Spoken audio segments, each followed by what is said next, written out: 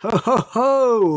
Welcome, festive greetings, and welcome one and all to episode 65 of the Megavision Show, the companion podcast to Megavision's magazine. Today is December the 27th, 2020. I'm Graham Cookson, the production editor of Megavisions, and as we're coming down from Christmas, joining this week, he's been dreaming of a white Christmas and listening for sleigh bells in the snow. It's Scotty Moe, the managing editor for Megavisions, and he's been hit. Oh, wait. Oh, I just screwed that one up. He's seen Mummy kissing Santa Claus and he's having himself a very Merry Christmas. It's Anti-Chris. And also joining us this week. Wow, it's last Christmas we gave him our heart, but the very next day he gave it away. It's Chris Powell. How's it going, everybody? How's it going? All feeling festive? Whiteness. Excellent. Brilliant.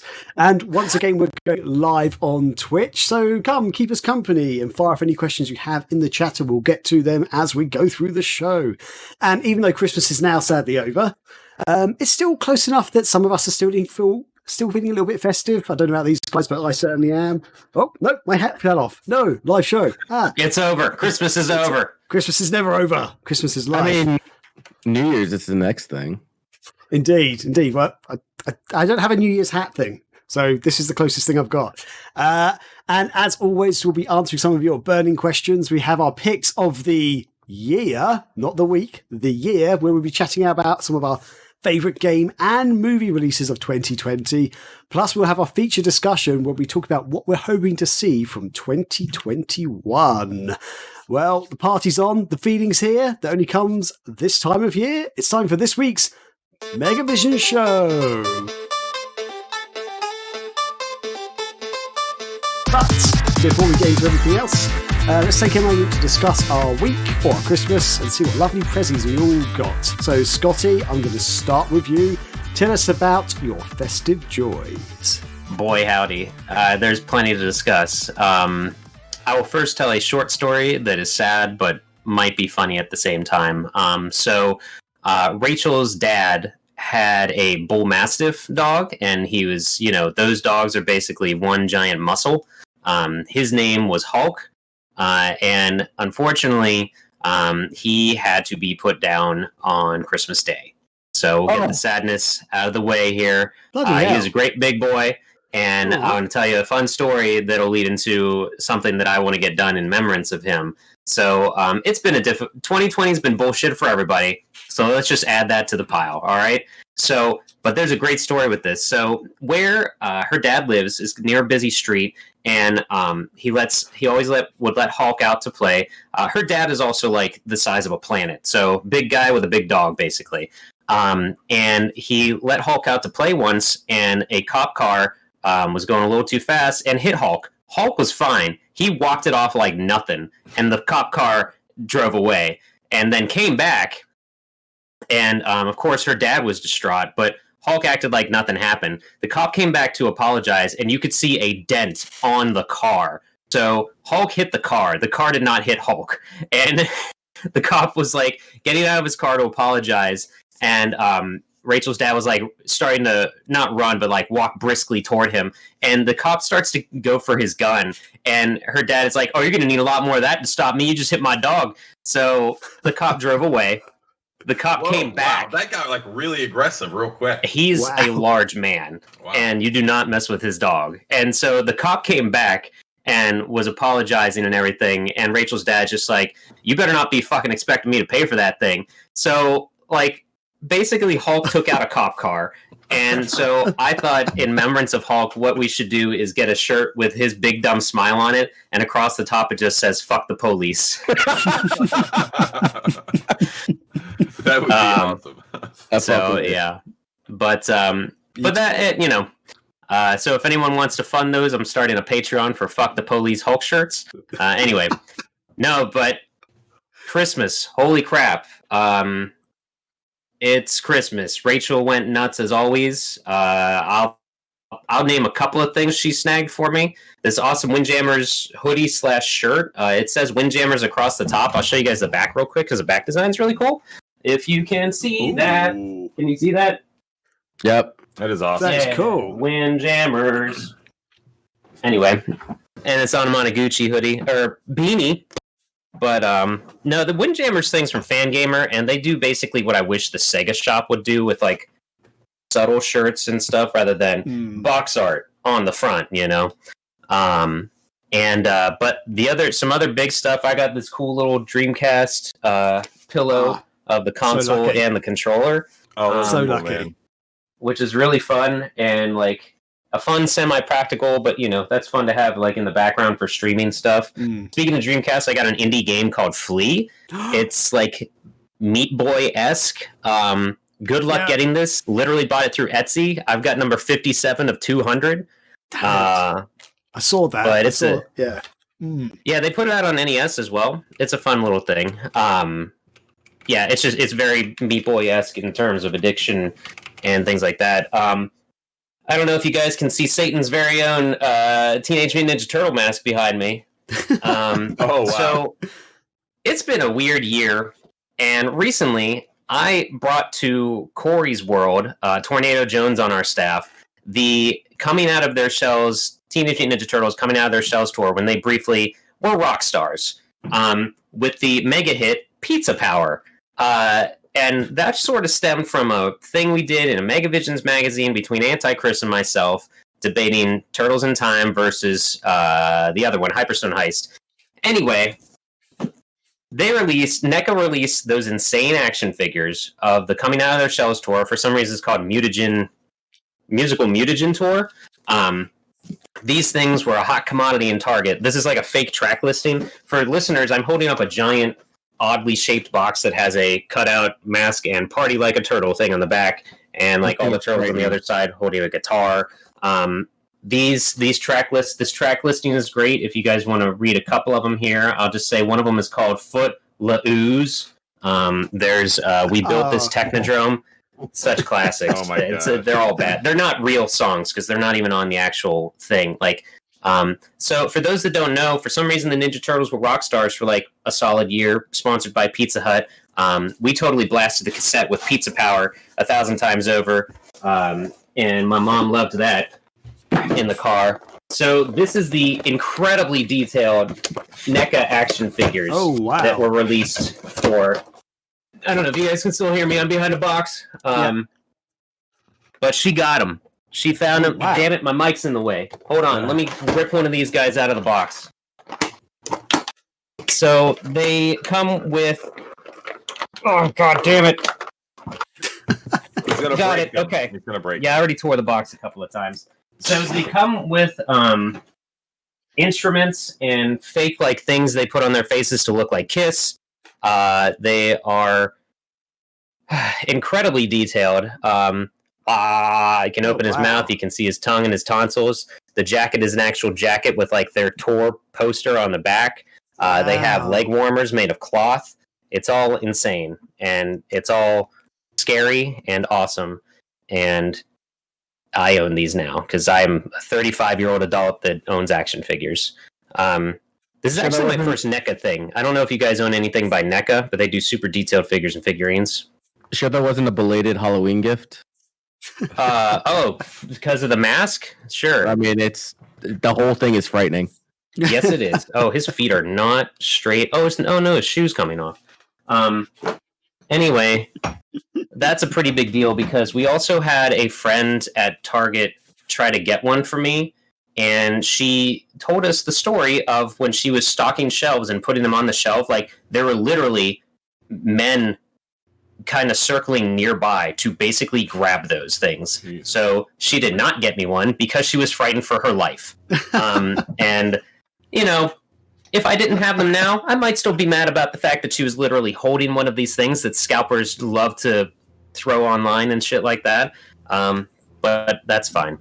That's not even the best thing I got, guys. Are you ready for my favorite gift? I just got really loud. I don't know. Are we? Yes, I am. Let's do it. Great. So Rachel is very artistic, and every year she makes me something. The other, I had them sitting up here, but she previously drew. I'll just show it. I'll just grab it. This is on a drum head from my favorite comic of Mecha Knuckles punching Mecha Sonic in the goddamn face, and it says "Splang." on it. That's an uppercut. cool. She did a shadow box of Bomberman. She made this little guy also from the shortly lived Japanese commercial of Sonic rolling around on a hood of a car. I forget what game it's for. I want to say Spinball, but I might be totally wrong. So she's artistically talented. Okay. What's that, Graham? Yeah. I don't know. It's okay. I have no idea what you talk about. Sonic rolling on a car or something. Never mind. That's okay. You can look it up later. I'll post a trailer to it in a break or something.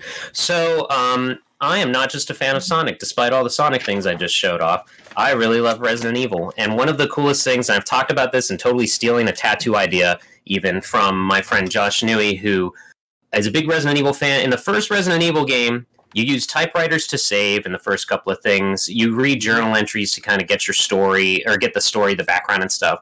One of the first entries you read is of one of the scientists that live in the Spencer Estate mansion. And it's basically his descent into madness as he's turning into a zombie, to the point of fleshed out entries to suddenly like, man, I have a temperature.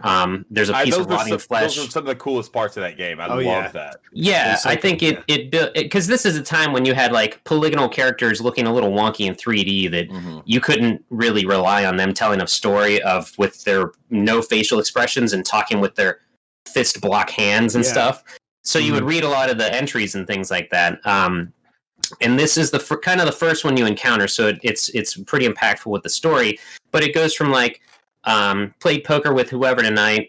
They won't let us leave the estate now for some reason. Couldn't even use a phone or whatever, to, man, I have a fever suddenly. A guy rushed in and gave me a hazmat suit to wear and said, I can't take this off till they tell me to. And then like, headache bad, fever high, lump of skin suddenly collected on my leg and then it fell off. What's going on? Then like, no need for suit anymore, going back to work. And then one entry is like, Todd walked into room. He looked something, so I ate his face. And then the last entry of the whole journal is just 4, itchy, tasty. And you're like, oh, this guy is gone. And I just killed him probably. So Rachel took that and ran with it and painted me this insane picture. I posted it on my social medias already, but it is a typewriter. It's one of the old-fashioned typewriters with red and blue leaves of the herbs that you use in the game on the left and right side of it. And there's a big old ink ribbon below it, which is what you use to save. And then up at the top, it's like a halo created of the green herbs. And then there's I hit my mic. There's a note coming out of the typewriter that just says 4, itchy, tasty. Nice. That is actually really cool. She doesn't think it turned out great. I told her she's insane and that she could fucking sell this shit. Like, she should start making, because nerds would buy this. Am I right? Yeah, that's actually really that is cool. Really nice. So yeah, and it's in a frame, and she did it like an old timey paper, tried to fade it to make it look a little yellowing and stuff. Yeah. I even told her, like, I started to almost cry when I was looking at this because it's just nuts. I even told her, I'm like, that might make a cool tattoo, which made her feel very weird that I would get her art tattooed on my body. But I think that would be an awesome tattoo, definitely. Yeah. So, and she didn't even mean for it to, like, the green herb going over the top. She didn't even mean for it to look like a halo, but it's appropriate since that's the healing stuff in the games. So, saves your life and all. But yeah, that's the big gift that I got. So there you go, guys. Yeah, nice. Christmas is saved. Christmas is saved, and I guess yeah. So moving on, Anti-Chris. So how have you been doing? I'm good. I've been described as the most difficult person to shop for because I just buy everything when it comes out. So there wasn't really, you have to think a little bit outside the box or like not video game related in order to like get me something or excite me about something. The only thing that was really notable is I got a copy of the latest Dungeons and Dragons 5th edition manual, Tasha's Guide to Everything, which is pretty cool. We haven't done any like tabletop gaming in about 6 or 7 months, and people were talking about possibly doing some Discord runs. So that was dope. Gifts for myself. I mean, the winter sale just recently popped off, so I picked up Pure Solar. I picked up. I got Bullied. bullied into buying Blaze Blue Cross Tag Battle for the PC because all my friends in our little fighting game community was just like, yo, we should play BB Tag. And I'm like, no, we should not. It's like, no, totally get it. So I ended up picking that up. Final Fantasy 15 Windows Edition, because I haven't played the additional episodes. And then the Castlevania collection. So I'm going to be doing a run through of those. My Christmas is very, very simple. And I'm getting a recliner later on today. So that's nice. That's about the extent of my Christmas. I just did a lot of cooking. I got a 10-pound brisket. I made, big old pot of borscht. I did a big old ham. I make these chicken turnovers. That's about the extent of my Christmas. Just buying stupid shit on Steam and cooking. End of spiel, really. Is a 10-pound brisket also the name of your dark metal side project? Yes. Yes, it is. Which version of PS Solar did you get? What was that? Which version of PS Solar did you get? Oh, the Steam version. I was thinking about getting the Genesis version. I have not been able to find that online. Right. Like, I know it exists, but it's essentially a 10-year-old game. I don't remember when the Genesis cart came out. And I even heard things that the Genesis version does not run or function properly, certain cartridges, because they had to change the emulation on the ROM boards. So it's hit and miss. Oh, that's annoying. That was partially, that kind of relates to why it took so long for the Panzer Dragoon Switch version to come out, Graham, that you and I think Paul also got the classic edition, because they wanted to put out the most updated patched version on a cartridge so it wouldn't need to update. So I don't know. Maybe they did the Genesis version a little too early. Yeah, that's fair enough. Yeah, that's interesting. Yeah, cool. Yeah, well, Chris, normal Chris, I guess. So, how have you been? How's your Christmas been? Oh, sorry, Scotty, did you have something else to add? This is not going to work. Uh-oh, you guys lagged out. Am I here? You froze for me. Sorry. What was that, Scotty? I said, before we go much further, why don't we keep this as anti and pow, because there's two Chris's. Nice. Okay. Pow. Touchdown. Pow. So Mackenzie flew up here. So this was like the first Christmas we've had with all the kids together for a few years. So that was really awesome. So we're really excited about that. So having all the kids together for Christmas here was pretty awesome. It was, I guess, the best we could do with what we had to work with this Christmas, right? So that was awesome. So she's still here. She's going to be here through, I think, she goes back the 2nd or 3rd of January. So she's got another week or so with us. So we're doing some fun stuff. I ended up getting a new car, which is pretty cool. I finally traded in my Chevy Tahoe, which, Graham, you drove in way back in the day. I remember we drove up to, we used that to drive up to Boston for PAX East. Yeah. And then we all brought it to the marathon, and I was like, perfect. We'll definitely fit that in the driveway. Did I bring? No, I thought I brought my truck. I brought my Dodge Ram to the marathon. It was a truck. He brought the Ram. Oh, yeah. Okay. Yeah. Two different cars. So the Dodge is the truck.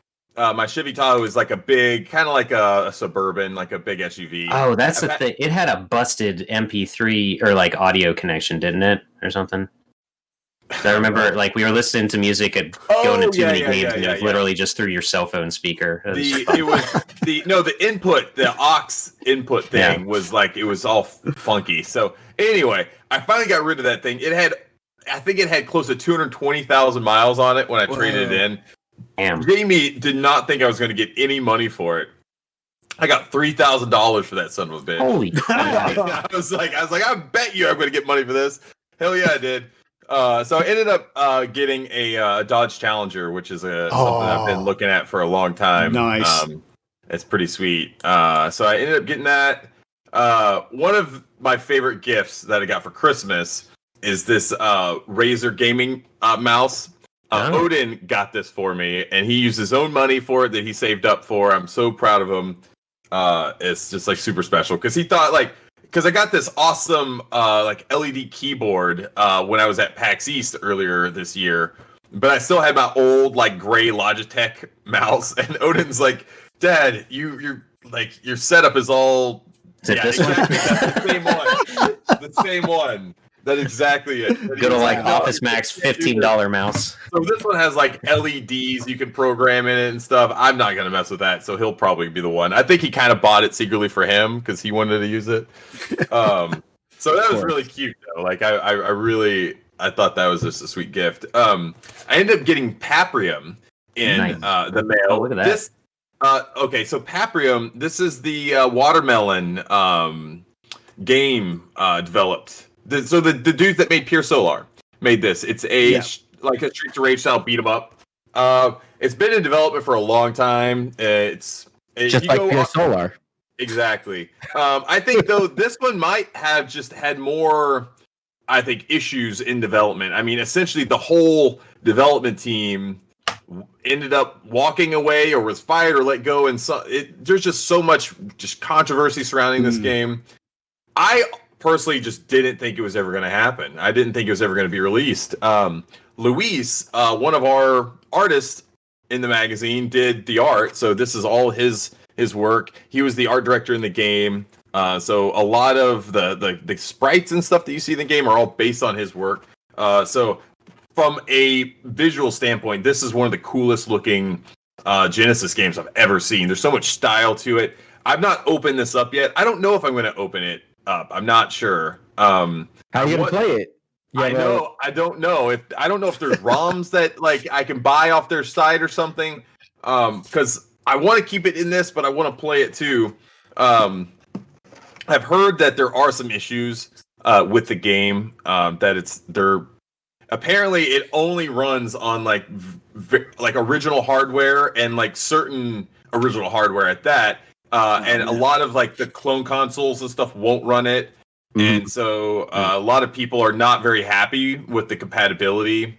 Well, that's a common thing. So like owners of like Retron 5s and Retron Freaks or Retro Freaks, right? What ends up happening is that some of those, I guess you could say like repro carts. That's because that's essentially what it is. They're not original boards for the Genesis. They run off of Android architecture, and that is not always recognizable by the original clone consoles. What about the analog one? The analog is FPGA. Yeah. So if it's more than likely, it'll read just about everything, because you could just put any cartridge into that, and it'll normally read it. Should I open this up right now? Do it. Sure. Can we do it? Live unboxing. 2 weeks ago that We're doing it. We're doing it. I unboxed Untitled Goose Game last couple of weeks ago. So Oh man, you opened up a chip. Literally all that's in there. Look, this is what like the actual game. It comes in this like Ooh. vacuum sealed. Wow. That's crazy. Wow. The card itself is like purple. It's a really cool Nice color. Untouched They by make human it as hard hands. as possible for you to open Packed that by shit up. monkeys. Yeah, and it looks like it's in a Genesis case, but it's actually not. It's cardboard. okay. Faked us out. Yeah. Take it till you make it. Yeah, I didn't get there's some founders editions and stuff on there that you see on YouTube. If you like look for Paprium, that's where a lot of people are getting. I didn't get that. I don't know how. I don't know what you'd had to do to get that or whatever, but it's really neat, man. There's a lot of cool stuff to it. The packaging is really cool. I don't even remember how much I paid for this thing, to be honest with you. It's so long ago that I bought it. But I definitely want to play it, and I'd like to figure out a way for us to stream this week or so. I think that'd be fun. So outside of that, I also got the Lord of the Rings and the Hobbit 4K extended Blu-ray sets. So Beautiful. There's extended more. well, it's the extended versions. I actually think there might be some new footage in some of them. Oh my god. That's But crazy. The big thing though, it's the 4K remasters. So this is like the highest resolution they've ever been in. But I told Jamie that I'm not going to watch them until I upgrade my TV because I've got this old ass Vizio that's like starting to crap out. It's like flickering in the corners and shit. Like you can see the LED lights through the screen. That's fun. I'm waiting on the Sony Bravia X90 or X900H because that one is the one that's able to do the like the PlayStation 5, like the 4K, like 60 frames per second or 120 frames, whatever that is. Anyway, so that's what I'm waiting to get, and I just feel like that's the experience I need to have when I watch those movies because those movies mean a lot to me. So those are like the big things that I got. I got a lot of other smaller things. It was an awesome Christmas. All the kids got some cool stuff that excited them. And so at this point, that's what really I enjoy most about Christmas is just trying to, give things to my loved ones, I guess, and make them happy, So that's what I get out of Christmas. But it's awesome. Jamie spoils me every year, because it's also like around my birthday. So she makes sure to give me birthday gifts and things like that. So it was awesome, man. I really enjoyed it. So good stuff here. That's cool, man. I heard those Lord of the Rings, the new the 4K versions, people have sort of complained about it because it's kind of lost something, like because they're a lot sharper and stuff. Like some of the special effects that used to have this cool old school looking effect to them. Like it felt like you were kind of watching a medieval movie. Obviously, they kind of, because it's so sharp now, the colors have changed and it's just not interesting. It's not. Some people say doesn't look as good. Like doesn't look as authentic. Like I kind of guess. Do you know that?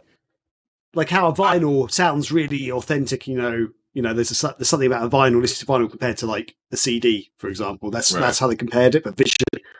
So I saw it in an article with Peter Jackson. He did say that he was watching one of the old movies and he noticed that there was like some inconsistencies with like coloring throughout like scenes and stuff like that. Okay. And so that was one of the things he wanted to go back and fix with the 4K is throughout the films. And so like a lot of the color consistencies should be fixed in those. So I don't know. I have not watched them yet. Like I said, it will be interesting to see. Regardless, I've watched the Blu-ray ones countless times. We've worn them out, so we definitely need some new ones. That's cool. If I could hop on the end of the Paprium discussion, apparently they announced a new game, Watermelon. Oh, really? It's coded. It's entitled right now AM96. It says here it's another side-scroller designed for Sega's 16-bit console, but apparently it's going to be $169 for the standard version and $229 for a limited edition. So I have no idea what that entails. Well, if it is anything like Paprium, I would be willing to bet it's probably going to come with some crazy packaging and things like that. And maybe that's kind of what they want to do is like just release like super high-end kind of collector's editions with their stuff. I don't know what their kind of business plan is going forward with their future releases. That's interesting. I don't know. I posted to you guys. I shared the teaser site with you guys in the Discord chat there, and there is nothing. It's basically 20 questions, but not really answering anything about the game other than it is a brawler. And is it going to be fun? Yes. Yeah, it says, what is the Speed Dialer edition about? This edition comes in a disruptive format, so exclusive. Sega sexes us thinking about it. What? But they're Hour of Doom, Sweat, Fear, and Shivers, or is it Pure Joy? I don't know. But yeah, that's just Watermelon news, I guess. So there you go. Nice. That's all I got. What about you, Graham? Yo, well, I just spilled beer all over my carpet, so when we have our first break, I'm going to clean that up. Just a couple of things. Scotty, those pillows that you got, the cushions, I was dropping hints when those were sort of first announced and first released to be like, I'd love these sort of thing, to the point I was like, I would like you to buy these for me to people. I didn't get a single one. Bastards. Yeah, because I'm a bit like Anti-Chris in that throughout the year, if something cool comes out, I will buy it for myself because I'm like, oh, this is awesome. And then when it gets to Christmas and birthday, because I had my birthday in December and stuff. Happy birthday to Chris as well. Powell even. Happy birthday to Powell. Sorry. It was your birthday the other day. Yes, happy birthday. Thank you. But So I often buy lots of stuff. So when those cushions came out, I was like, I am going to hold off buying these because these will be a great Christmas present for people to get me. No, apparently So not. Scotty, Graham is telling you now he wants those as a gift. Yes, please. The controller's sold out, so you can still get the Dreamcast itself, which is probably a more practical pillow. They're like controllers, like a kind of a beanbaggy type thing. They all look just so cool. I'd like to have them in the background. I've got a sofa in this room that if I would play games, I can sit chill out. I've got some Harry Potter style cushions, which are kind of cool, but they weren't actually mine. That's not a Dreamcast. But it's not a Dreamcast, is it? Let's face it. Anyway, so myself, just very quick update from last week. My Arcade Racing Legends review is out. I didn't do the video one because I just ran out of time. I couldn't do it. So it's on the website just as a written review at the moment. So check that out if you're interested in Arcade Racing Legends for the Dreamcast. And so Christmas happened. I did many virtual calls with family because where I am in the UK, we're in something called Tier 4. Which Chris, I don't know if you remember, Chris, last time you were on the show, you were joking about me going into Tier 4 because we were in Tier 3, which was the highest tier in the UK. I told you it was going to happen, Graham. And then they're like, we're going to make a Tier 4 now, which is basically lockdown. Like all the shops and stuff are shut again. And just wait till Tier 5, Graham. God damn. Well, Tier 4 cancelled Christmas. Like Tier 6, Tier 6, the cover of Rush's album Moving Pictures. Harvey Birdman joke for those that are stuck in 2010. Or sooner. But yeah, so Christmas was basically cancelled for a lot of people in the UK because Boris Johnson, our fearless leader, or twat, depending on how you see him, he basically went, yeah, so you weren't going to be able to meet up over like a few days for Christmas, but now, no, you can't. You could not travel outside your area. So yeah, so virtual calls with family, that was fun. Been watching way too many Netflix movies. I didn't realize how many Christmas Netflix movies there are. Like Netflix seems to be the new how Hallmark. Many suck. It's like a whole fucking Hallmark streaming service right now. Netflix is the new Hallmark. That's literally that's what I've got in my notes there. They are the new Hallmark. I watched some of them that I watched. Nice. I'm like, this is fine. This is kind of nice family thing. I fully know what's going to happen, but that's kind of the joy of some of these movies. Some of them were pretty terrible. There's a Dolly Parton one, and I love a bit of Dolly Parton, but this one was just not good. I was just like sitting there going, I can't. I like to watch, even if I'm not enjoying a movie, I try to finish it. I did not finish this. I was about half an hour in. I was like, I've got to stop this. This is so bad. You are no longer welcomed in the United States of America. If you I'm sorry. I love Dolly Parton, though. I love some of her other movies, but this one, it's fine. Just don't go into the Midwest. That's just what the issue is.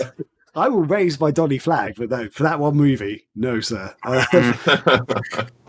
One movie which I watched recently, though, which is not Christmas related, but I feel that Pal, and maybe some of the other guys might enjoy, is called Fighting with My Family. Have you heard or seen of this movie at all? I have not seen it or heard about it. So nope. It's got the Rock in it, and on the posters it's got the Rock, and it's got this girl like in a wrestling ring and stuff. And I thought it was like an American kind of wrestling movie with the Rock. Yes, but it's actually British. It's like mostly British. It's actually based on a true story, which I didn't realize until the very, very end of the movie when there's something comes up at the end, sort of saying about how certain things happened.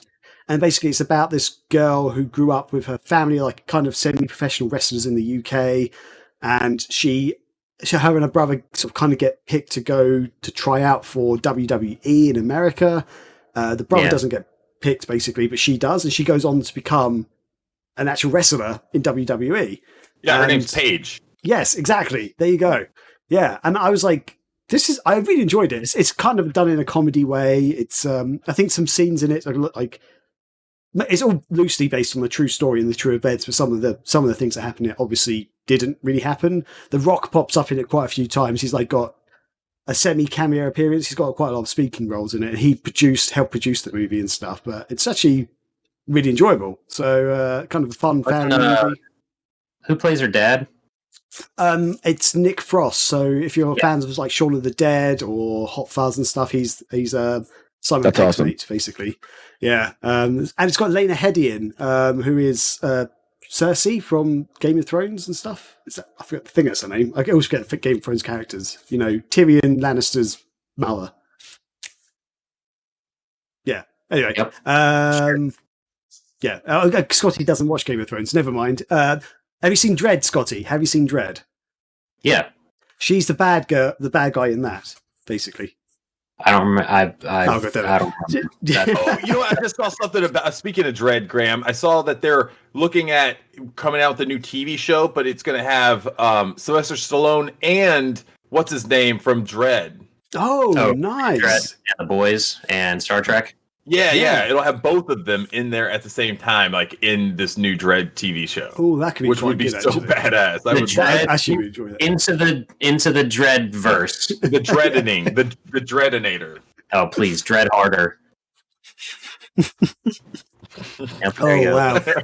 It's not Christmas without some puns around about Dread. Right. Anyway, so I got a few pickups for Christmas and stuff. So one of them I got is Star Wars Squadrons, which I actually did ask for. It's because I actually enjoy the old sort of Rogue Squadron games and Rogue Leader on the GameCube and stuff. I love those sorts of games, and Squadrons was coming out. I was like, oh, I fancy a fix of the flying around in TIE fighters and X-Wings and stuff. And it's okay. This game though, like, forget Cyberpunk 2077. Well, don't forget that. But this game is just as buggy. Like, seriously, there's so many game-breaking bugs in it. I'm now onto like mission 4 or something, and I've had to restart the game about 20 times, or restart from different checkpoints, because I get to points in the levels where like it says like destroy this, and you fly around and you destroy it, or it says kill all the TIE fighters, and like you're shooting them down, and then like I'm just going around for like 10 minutes going, okay, this is taking ages. Nothing's happening, so I just restart from the checkpoint. As soon as I reload the checkpoint, it's like, okay, now go do this. And it's like, for fuck's sake. And there's one time, like, the controls just broke, basically. It came out with like a little tip thing to say, hey, press this button to do a boost. So I did, and I did the boost, and then the game just like broke, and I was just boosting internally into a planet, basically. And it's just like, I can't control the ship anymore. That's crazy. That's like the first time I heard about that game having those issues. Oh, it's prevalent. Like I have not been able to do a single mission without having to restart at different checkpoints many times. It's ridiculous. That's unfortunate. Yeah, I wonder I'm if really it's pissed just off the with Xbox One version or not, or if it's certain, that. specific. Maybe? I don't know. Most of the people that I know that play on PC. Okay. So I haven't checked out any of the console versions for it. But But yeah, that's unfortunate, because I was thinking about picking up Squadrons as well. okay. Yeah, I'm because this came out months ago. Like, I feel like they would have patched it. In fact, they did have an update when I first installed it. So, but Yeah, that shit came out in like mid to late October. yeah. So But they haven't fixed it, at least not the Xbox version. So I don't know if the PlayStation 4 version or maybe the Series X version works better. I'm not sure. But it's fine though, in that you can. The good thing is it have lots of automated checkpoints, so you can say reload checkpoint and you're back in the game, and you haven't really missed out on too much. But it shouldn't be that way. You should not be playing a full release game that costs like £50-60 or whatever, and it keeps doing that. As I say, I'm like on to mission 4 or something, maybe mission 5 now, but I've definitely restarted at least 20 times, which is just nuts. So that was £50 out near you? I to be honest, I'm not sure how much it costs right now. I don't know how much they paid for it because it's a Christmas present. But when it first released, It was about £50.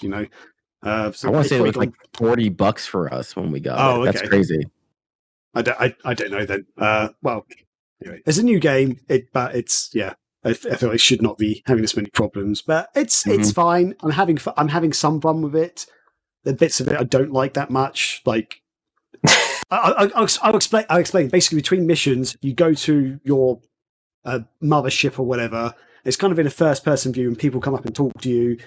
But you can't walk around. It's like you're like in a fixed position, and then it sort of says, if you want to talk to someone, you basically click over there, you like move the camera and click on them, and then they'll talk to you for a bit, and then you could like click on a door, and you would suddenly be in the briefing room. Then you have to click on the briefing table, and then you have a briefing for the next mission. I'm like, this is the most unnecessary thing in the world. They could have just had little cutscenes or I don't Nothing care. Even just a screen of text. I was like, literally gameplay. yes, exactly. And it's just like, and you can inspect your ship, which is the most pointless thing ever, because you basically just look at the ship from different angles. You're like, there's a ship. There's a ship. I can go in the cockpit of the ship, not do anything there, or touch the ship or anything, or like change the ship. It's just looking at the ship. I'm like, great, you've made a 3D model of a ship. Okay. It's a photo mode without a photo mode.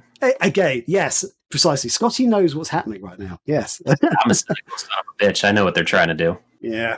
So yeah, those bits of the game, I'm just like, you're kind of wasting my time with all this shit. Like, just move along.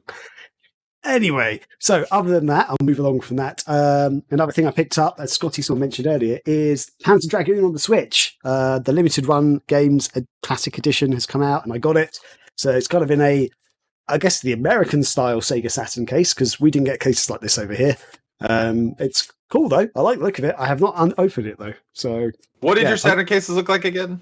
They're just regular jewel cases. Aren't they? No. They're not jewel cases. No. I'll show you. Oh shit! He's excited. Graham's here to fucking slap the shit out of me. I mean, I'm jealous of their Dreamcast cases. Drop some knowledge.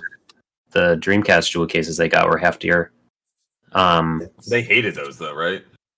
I don't know. I wish that we had bumper cases. The Panzer Dragoon and they've done some Sega CD games. Actually, they are better quality jewel cases than the actual old school original ones, I will say. So over here we had two style cases. This is a cardboard one. It's cardboard and plastic. So the front and everything around it is actually cardboard. But the oh no, the game just fell out. That's not good. The interior bits are plastic, but it's kind of like cardboard. It's like a straight up VHS box. I was gonna go with like if the Mega Drive boxes in the United States, the plastic ones were like cut in half. That's what that looks like. Yeah, well, it had two circles for where the discs go, but it looked like that would be where the tape goes for the VHS. Oh wow. This is actually coming apart. The glue that holds the cardboard on this one is coming apart. Yeah. But they then thought, this is shit. Let's make some better cases. So we've actually got some good ones. Now, this is fully plastic. It's like a DVD case, basically. It's not. It's a bit different to a DVD case, but I don't have the manual in this. Is that Fighting Vipers too? No, it's Dragon Force, sir. Get that out of my face. But yeah, this is fully... This is fully plastic with like a plastic cover with a bit of a cardboard, like a paper sleeve inside. So, yeah, those are the cases of the Saturn in the UK. The other one you showed us to clarify how the box art is, it's essentially a sticker on the surface of the case. So once that starts going, it just looks like garbage. Yeah, basically. Yeah. And then one other thing I picked up, excited about because I completely forgot I ordered it because I ordered it months ago back in like June or something or July. It's the Astro City Mini Arcade. Woo! So yeah, if you guys don't know about this, it's there's the actual box for everyone to look at. It's the mini version of Sega's Astro City arcade cabinet, which was a big thing in Japan, and it comes with 37 games built in, which everybody who's reported about this has been saying 36 games are in it, but I actually went through the whole list and it is actually 37, and it even says 37 on the front. So interesting. Special edition, Graham. Maybe I did. But yeah, I'm actually really impressed with this. So like, I feel like they've done themselves justice compared to like the Game Gear Micro. This is actually really cool. It doesn't have too many extra features that you have over like some things, but you got like state saves and stuff. But other than that, you can play 2-player, you can plug it into TV. So the features aren't super amazing, but the quality of the games is really good. Was that internally developed by Sega? Or was that M2 who did who actually like manufactured did the software side of it? Box? I have no. It does say Sega Toys on it, so I assume. Yeah. I just wonder if who ended up making it, but no, that's cool. I'm super happy that I got one too, Graham. But oh, cool. I don't, like I said, I don't know if I'm going to open it up and play it. Okay. You're out of your mind if you don't. Does that have a HDMI support? Like, it does indeed. Yeah. Okay. Does it? So, because TJ showed off the Astro City. What is it? The Astro City arcade stick which I am super envious of. That thing looks so clean. And I was wondering, can you hook up a fight stick to it? To this, well, it does have USB support, and I've got the Astro City control pad that came with it, and I know you can plug that arcade stick in. I've got a feeling it does also support other USB controllers as well. So I'm seeing a USB cable, but I don't know if that's going to be considered its power cord, because some of them use USB now to charge their port. But I mean, it's right in front of you. Well, that's a micro USB power connection.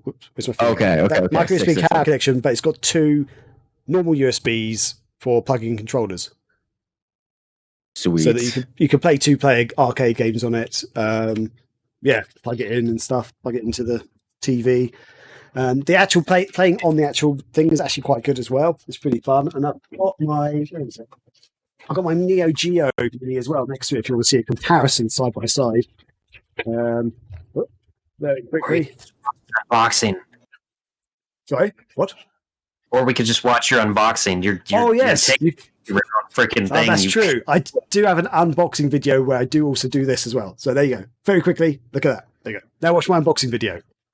They also came out with a Player 2 variant for the joystick and controllers where instead of neon green buttons, it has neon pink. So more effort and time went into this than the GG Micros, I will tell you that. Oh yeah, definitely, yeah. Did you get one as well, Scotty? One of these? Or... Nope. The GG Micros have sullied me.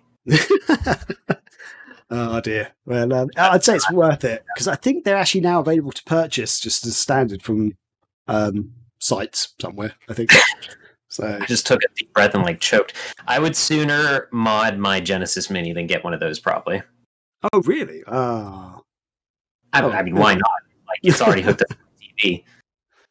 So fair enough. I mean, I'm thinking these are cool, but yes, if you're into the mini arcade games, there's quite a few cool arcade games on there as well, which I never even played before. So yeah, it looks cool. If it dropped in price significantly, I would grab one because I do really like the looks of those, and it's always fun to see those at different conventions because they stand out, the white candy cabs and everything. What is it just over? Is it 150 or something? I forget. It's 120. Right, oh, what was that? Sorry.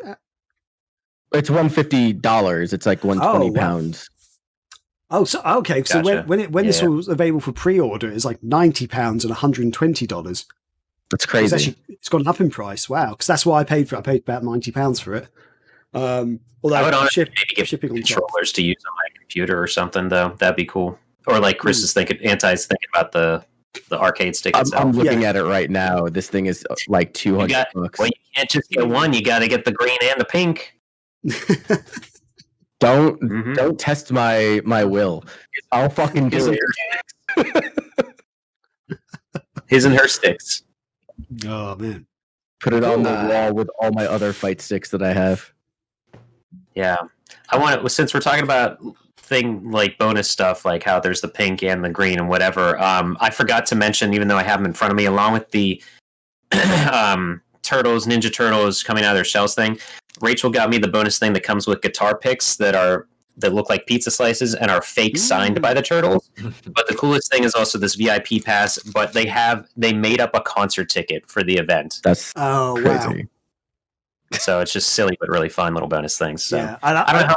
That's great, but that's so cool. They're pointless, but those things I like those little nice touches they do for those sort of things. Really what up, TJ? Oh, he says, yeah, they've gone up in price suddenly. Low supply. He's talking about them sticks. Yeah. Arcade shitty players. Arcade shitty. The arcade shitty arcade stick. Wow. Astro shitty. That's what it was. So that's our Christmas. And has anyone got any questions or thoughts relating to any of those things at all? Any final things to say? Nope. Other things are shaking heads there. Fantastic. Here it is where you ask us stuff and we answer it. Hooray! Oh, okay. Uh-oh. So Anti-Chris has just had to drop off briefly, but we are back live and we are now moving on to our next segment, which is Scotty Moe's Mail Sack of Wonder. Sure. Scoot Knuckles over there. Okay, wasn't I'm clearly, yep. And here it is where you ask us stuff and we answer it. Hooray! That was the Mail Sack theme song. Changes every week. So, you two, nothing. Are we just skipping the feedback form? Do we not have anything pretty much? We have nothing from the feedback forum, so I didn't even bother to introduce that. So, all right, cool. Yeah. Fuck them. On Twitter, overall, we asked, what are your overall picks of the year, and what do you hope 2021 brings in the video game world? What are yours for both? On Twitter, Shadow1W2 said, more Sega, but I say that every year, hoping the indie scene has some strong releases, which, nice. if Watermelon's got anything to say about it, maybe that'll already be out there. Who knows? Yeah, do you guys have any indie predictions, indie things you hope are going to happen? I'm going to save that for our discussion later, actually. So, Okay. I've got... Yeah. I'll give a shout out to hopefully Windjammers 2 happening sooner than later. Because they just announced that was going to be delayed, right? Yeah, it was delayed. They announced rollback. They announced a few other things on it, but they're I think we expecting can all agree, Q1. right? Oh, go ahead. I'm sorry. I think they were saying something like they were expecting Q1, Q2, 21. Right on. And then in Discord, Zelly.com or Mr. Dr. Dizzle says, for the games in 2021, I'm really hoping that Balan Wonderland is a great game. I think my favorite game for 2020 was Final Fantasy VII Remake. Ooh, okay. And, excuse me, Ichabod Brain attaches to that saying, yo, Balan Wonderland is going to be dope. I'm hoping so. For those that might have missed out on that, Yuji Naka, Yuji Naka's game with Square Enix, with a character looks very similar to Knights. Some sort of platformer thing. That's really all we know is that's platforming and multiple power-ups as you go. And then Mr. Haru says, Doom Eternal and Final Fantasy VII Remake both tie for my game of the year for myself. I have no hopes as of yet for 2021. I don't think he means to sound as depressing as it does. So he says Doom Eternal, though, because I thought his chord was struck like mine was at one point with that game, I thought. But he's recently gone back into it, and like he still has like that love-hate relationship, but he really appreciates it. Like he went through all of the DLC, like he completed it, and he was just like, it's like smashing my face against a wall, but I enjoyed every single like impact that went with it. So I mean, like I feel it. It's kind of like Dark Souls. Dark Souls is the kind of game where it's just like you're going to get fucked. You're going to get fucked multiple different ways, but I mean, like some people are just into it, yo. That is why I hated it. I hated Doom Eternal. I only finished that game because it was a $60 digital purchase I could not return. Otherwise, fuck that game. You're going to get your money's worth. Wow. I guess I wanted to make a comment on Balan Wonderland. I really don't have that many high hopes for that game. Oh, really? Well, to be honest, like Yuji Naka's career towards the tail end of with Sonic Team was not great. Then no he one went really on. wants to admit that. Yeah, no, Yuji Naka, like people have like rose-tinted glasses when it comes to talking about Yuji Naka because he was like the godfather of Sonic the Hedgehog, no matter how controversial that may sound. But like when you look at Yuji Naka's career towards the tail end of Sonic Team, he was there for the last game he did, I believe, was Sonic Riders, and that game was okay. But before that, you had Shadow the Hedgehog, you had Sonic Heroes, you had like a lot of these swing and misses that he was throwing out there. He leaves Sonic Team to go do like I forget what company he was working with, but he was doing like phone apps. Pro. Yeah. Pro. Yeah. So he went on to go do that and failed, didn't do that well, and then gets picked up by Square Enix and does some like production work. And this is like his last like stand, so to say, to somehow still make an impact and retain his legacy. And I just don't see it happening because he's just doing more of the same that he's already done. Let me make a Knights-like game. That game looks like Billy Hatcher and the Giant Egg. And this is a great game. You are the only man to say that. It's a great game. Oh man. But you want that game in 2020 though, Graham, or 2021? Yes. That's what I'm saying. Like, do you want a Knights and the Giant Egg Wonderlands in 2021, dude? Is that what you really want? I have genuinely been craving for a good, solid platform puzzle game like Billy Hatcher in 2020. You are not going to find it out of Yuji Naka, man. I don't think he's going to pull it off. Oh, no. Well, are you telling me that you are not a fan of the family-friendly hit for the Wii console, Let's Tap? Yes, that's what we got a Yuji Naka stand. That's just what it is. Okay, Let's Tap was a very mediocre game. I think I gave it an average score on Sega Nerds back in the day. But yeah, that was the thing. Red Day of the Sky Soldier is good. I don't know what else Probe did. Ivy the Kiwi. Ivy the Kiwi, yeah. Yeah, well, not that version. Not that version at all. I specifically do not buy that version. Anyway, Scotty convinced me to buy that version. I will put in Yuji Naka's defense that he always wanted to try a new idea. He did not want to make sequels, but Sega was like, no, you made Sonic work, so you're going to keep making Sonic. It was like the same thing with Metal Gear. Like, Kojima was ready to be done with 2, but we see how that went. I feel like that game should have finished after 1, but okay, never mind. Hey-o. Sorry, shots fired. Metal Gear Solid 1 was fine. The others, I'm just like, these are not fun games for me. It's just too ridiculous. You are out of your mind. Graham and I are like on two completely different spectrums. We are. Graham is a very unique gamer. I'll say that he has unique tastes. I would call him like Mr. Stockholm Syndrome. Start a series called My Wrong Opinion in Video Games, Graham. I think I should do. That's a perfect name for it, actually. I'm waiting for that conversation where you tell me that Breath of the Wild is a terrible game. It's a bad Zelda game, is what I'm going to say. I'll fight you to the death. Let's do this. Coming up in 2021, people, this is going to happen. I've killed them for less. That's all we had for the questions today. Thank you, Scotty. Thanks for moving that on.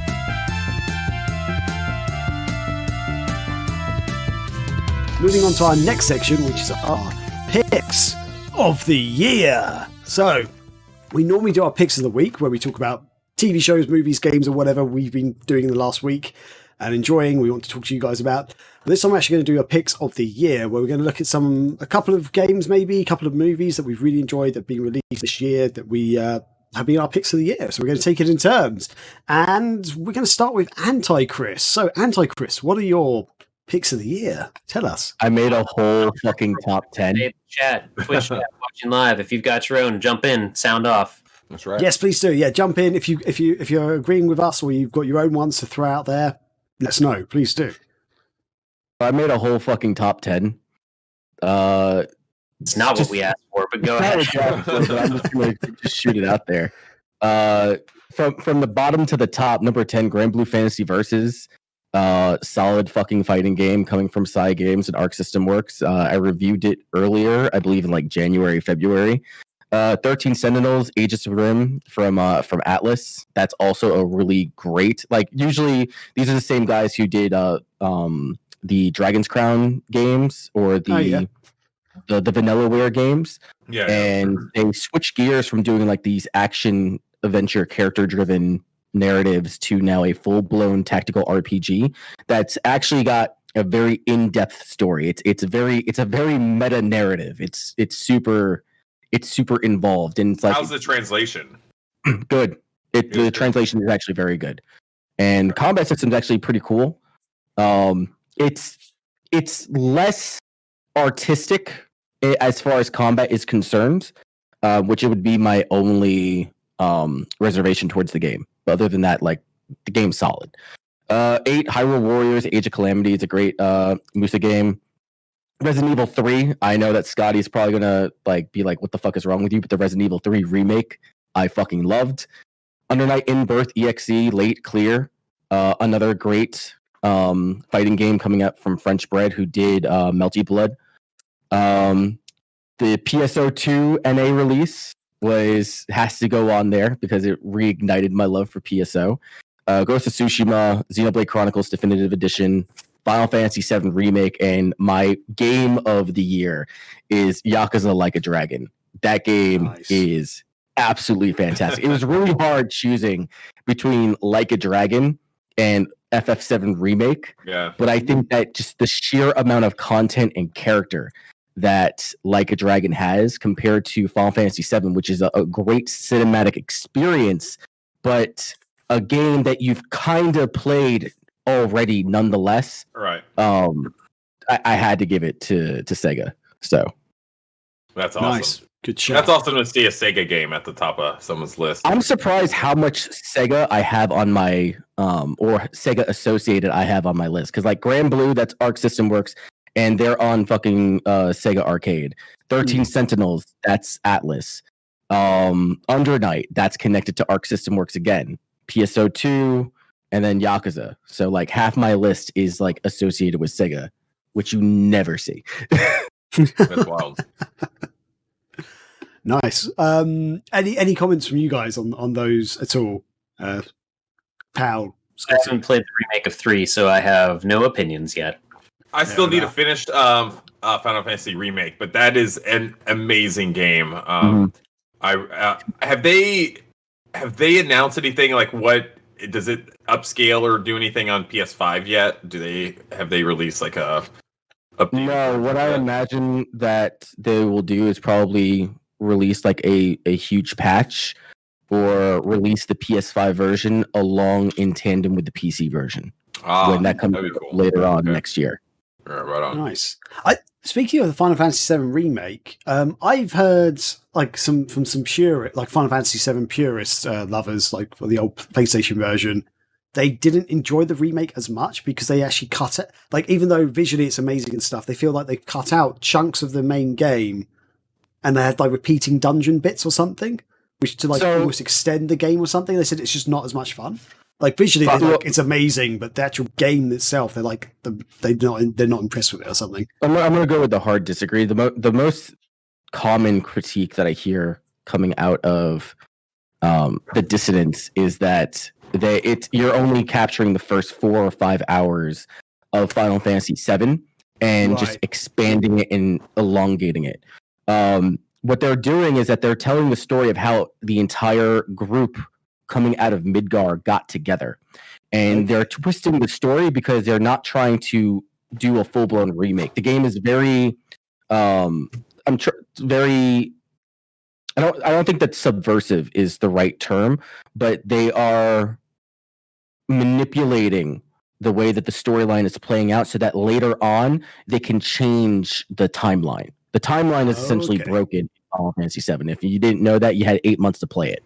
I'm not going to go any more into detail than that, but I mean, I doubt I'll ever play this because I'm not a huge Final Fantasy fan. But yeah, maybe that's what they were saying. They're saying that I can't remember exactly what they're telling me, but they sort of said they'd cut the game down, but then extended sort of some of the gameplay. They're just telling the origin story, and they do it quite faithfully. But they explain on why they're breaking that mold or they're breaking that formula. It's not a 1-for-1. And I don't want to get into like spoiler territory outside of what's already been released in games media. Whereas the ending is going to flip the script a bit. Okay. So, planning to have like fun part 2 and stuff. Yes, it's already in development. Right. Okay. Fair enough. Like, and now it's going to be a such nonsense. Yeah, they're looking at like 3 or 4 parts. Oh wow. Yeah. Okay. Like, I don't know why that just feels a bit weird to say. Hey, this is a remake. Actually, it's not a remake. It's like 4 parts, and we're changing it. Like it could just be Final Fantasy VII. I don't know. Alternate edition. I don't know. Weird marketing. They had to get people in somehow. And I honestly don't think that they're going to deviate too far away from the actual timeline. There's probably going to be some major changes. Like you could already see when you're like playing the game and be like, oh, well, you know, comparing it to what took place in 7, where they go from now, where the next major like city hub point is going to be located. to me, here's the way that I look at it is that it's a $60 game and you get your $60 worth. I ran through that game on my first playthrough, and it took me about 50 hours to complete. And there was so much more that I could have done, and it's packed. It's packed with a lot of shit. I think TJ just mentioned the spoilers you were trying to avoid in the Twitch chat, so avoid that if you don't want to see. Oh dear. Yeah, luckily I actually don't have the Twitch chat on our screen here for the recording because I forgot to actually add that in. But yeah, anyway, yeah. So okay, that's interesting. Yeah, I to be honest, I might just go and play the original one because I don't know. It's one of those games I've also thought I should try and sit down and play, but I just haven't because I've never been a huge fan of Final Fantasy VII or Final Fantasy in general. Sorry. Yeah. Anyway, sorry, Scotty. Let's move on to you, my friend. What are your picks of the year? I don't play video games. Apparently, that's what it feels like anymore. But no. So almost everything I say is not from 2020 specifically, but 2020 is when I experienced it. So the best part of 2020 for me, or that happened related to us and Megavisions and whatever, was when I streamed and completed the game Tempo on 32X, because I had not ever sat down with that platformer, goofy, cartoony, bug thing game, platformer, I don't know what else to call it. But I did, and the stream is lost forever because Twitch is a piece of shit and doesn't keep their streams up, and I stopped recording. This was before I had an extra hard drive and ran out of space and all that, whatever, excuses. But it was really fun playing through Tempo, discovering how cool that game is with other people watching it as well, and also discovering how cool and crazy that game is, that it's a 32X exclusive, so no one played it. Yeah, it was a fun thing with weird mini games. Played it through the end. Didn't expect to do that. I just kind of wanted to jump in and try it out. But everybody watching enjoyed it. I don't remember. I think you were in there briefly, Chris. I can't recall if you watched it at all. Red Jaguar says the slapping game was the best bit, or something. Yes. Oh, there he is, Red Jaguar. He watched the whole thing. That thankfully is a highlight of a pizza eating mini game that involves domestic violence as well. All around. The summary, and we'll link the clip maybe, where you're just following along and hitting a button to the. I still remember the tune in my head because it's like hit button, and it speeds up as you go. There's no visual prompts. It's very just listening to it. But I was in the zone for that, and that's actually a highlight, thankfully. I think beating the last boss is also a highlight because it did not feel like it was the last boss. That was really fun, though. So I'm glad you're there for part of it, Red Jaguar. We're talking about our top 2020 moments and things. The Tempo stream was for me.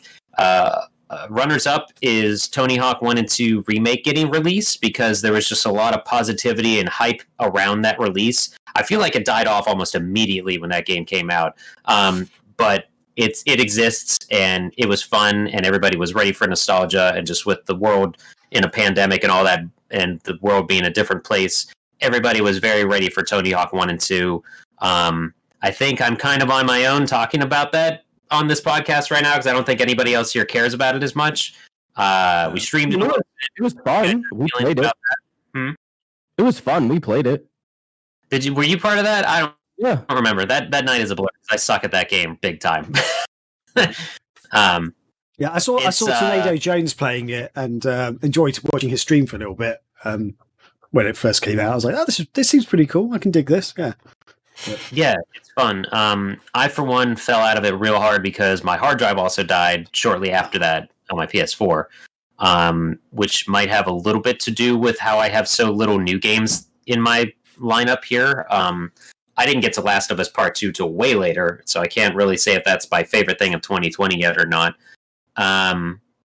But it was cool to see Xenocrisis, the indie Smash TV Alien Xenomorph thing release on Dreamcast, and I played that with the twin stick Virtual On controller on stream, which was absurd.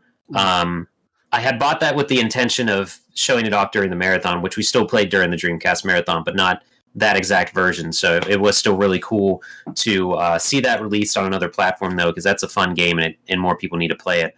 And then going into my movies real quick, this must have been the goddamn year of video game documentaries, because a ton released and most of them sucked. Don't watch One Up, or is that what it was called? I think just One Up or something. Are you talking about the Netflix series? Yeah, don't watch that. Don't watch that. The Console Wars was severely lackluster compared to the book. We didn't even talk about it on this podcast.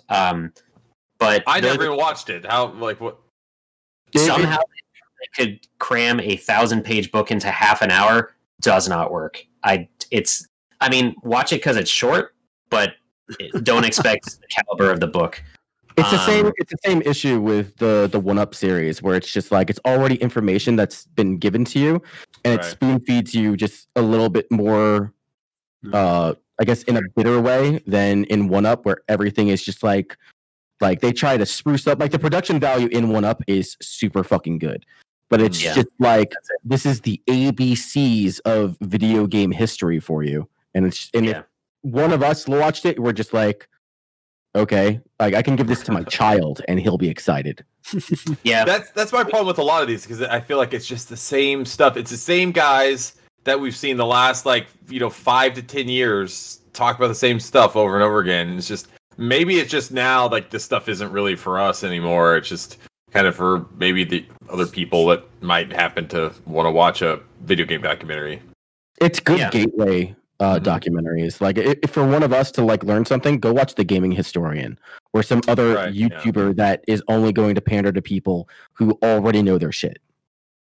Yeah, it was it's just the thing about Console Wars is, and I've given it enough praise, we all have, like individually or through this podcast, that it has monumental moments for Sega, but the way they were described in this documentary just does not do them justice. It's probably 45 minutes or so. I remember the documentary is less than an hour, but just not enough compared to especially the Netflix thing. That it's just how do you document something in video games? Because that's such that's like saying I'm going to do a documentary on sports. How the hell do you do that? Like rather than like, or even if you just pick documentary on one sports team is going to take you a lot of time. So like doing that with these things, I think nobody's been able to really encapsulate what they want to, I feel, with the ones that I watched this year, I should say.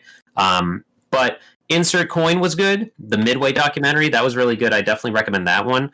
All those in mind, all the documentaries I watched, the two that I want to give a shout out to that were the highlights of my 2020 was Wolfman's Got Nards, even though it released in 2018. That was the documentary about Monster Squad, which is great. Everybody needs to watch it that is the slightest fan of Monster Squad. I think it was only recently released to the public this year, so it is on Amazon Prime right now, I believe. Wolfman's Got Nards is great. And then the other one is the Final Blockbuster documentary I watched that did come out this year on Blu-ray. I'm not sure if you could stream it anywhere. I don't really know, but I would recommend just grabbing it to support the last blockbuster in the world. It's a fun thing that reminds us that VHS is not dead and that it could come back. But other than that, it's just a fun nostalgia thing about going into stores and or going into rental stores and spending an hour in there to rent a couple games and movies you'll watch the whole weekend. So I can't recommend Blockbuster enough. I bought a VHS player in 2020, so there you go. I love it. Yeah. Oh, it's so good. Yeah, so I guess if I could sum up mine real quick, Streaming Tempo on 32X, Tony Hawk 1 and 2 releasing, Xenocrisis on Dreamcast, Wolfman's Got Nards, and the Final Blockbuster. Nice. Awesome. None of mine are I really want to see the Final Blockbuster. That's something that really interests me, but I think before I actually can't seem to get it, but I haven't bothered to try and order it from the main website. But over here, there's no shops that sell it or anything. So it's also one of the few positive ending documentaries I watched, because like most of the other documentaries I watched this year are like, yeah, Midway filed for bankruptcy, and Atari isn't really a company anymore, and like things like that. So, but Final Blockbuster has a ray of hope, but it's still positive overall. Yeah. Well, that's cool. Yeah, it sounds really good. So yeah. So I'll go for my picks next. So well, so I start with my games. My game of the year has to be Ori and the Will of the Wisps. I'm a big fan of the Ori games, even though there's only been 2 of them. So this is the sequel to Ori and the Blind Forest on Xbox and PC, and also Switch as well. They released it on Switch too. Even though it's a Microsoft-made game, like it's Microsoft owned. In fact, sorry, the studio who made it is not Microsoft, but Microsoft owns the rights to the game. But they released it on Switch as well, which is kind of cool. But Ori and the Will of the Wisps, I think these games are beautiful. The soundtrack is amazing. The gameplay is brilliant. And they've got kind of touching stories almost. Like they're told just through the events that happen on screen. There's no talking or really. Well, it's kind of talking, but it's kind of animal sounds, like not really actual people talking, which I just really like them. I don't know if you guys have actually played any of the Ori games at all, or Yes. yeah, I missed it. Are you a fan, Anti-Chris, or is this another controversial opinion where we don't agree? No, Ori and the Will of the Wisps. Or I don't think I played. I played Ori and the Blind Forest. I have Will of the Wisps. I haven't actually sat down and played it, but I loved Blind Forest. So it was. Yeah, I'll get to it eventually. Is what I'm trying to say. Yeah, it's and for those who don't really know the kind of actual style of game, I guess it's kind of along the Metroidvania style game. So it's a 2D. It's a Metroidvania with no power-ups. Well, you kind of do get power-ups. You kind of do get new abilities. Yeah.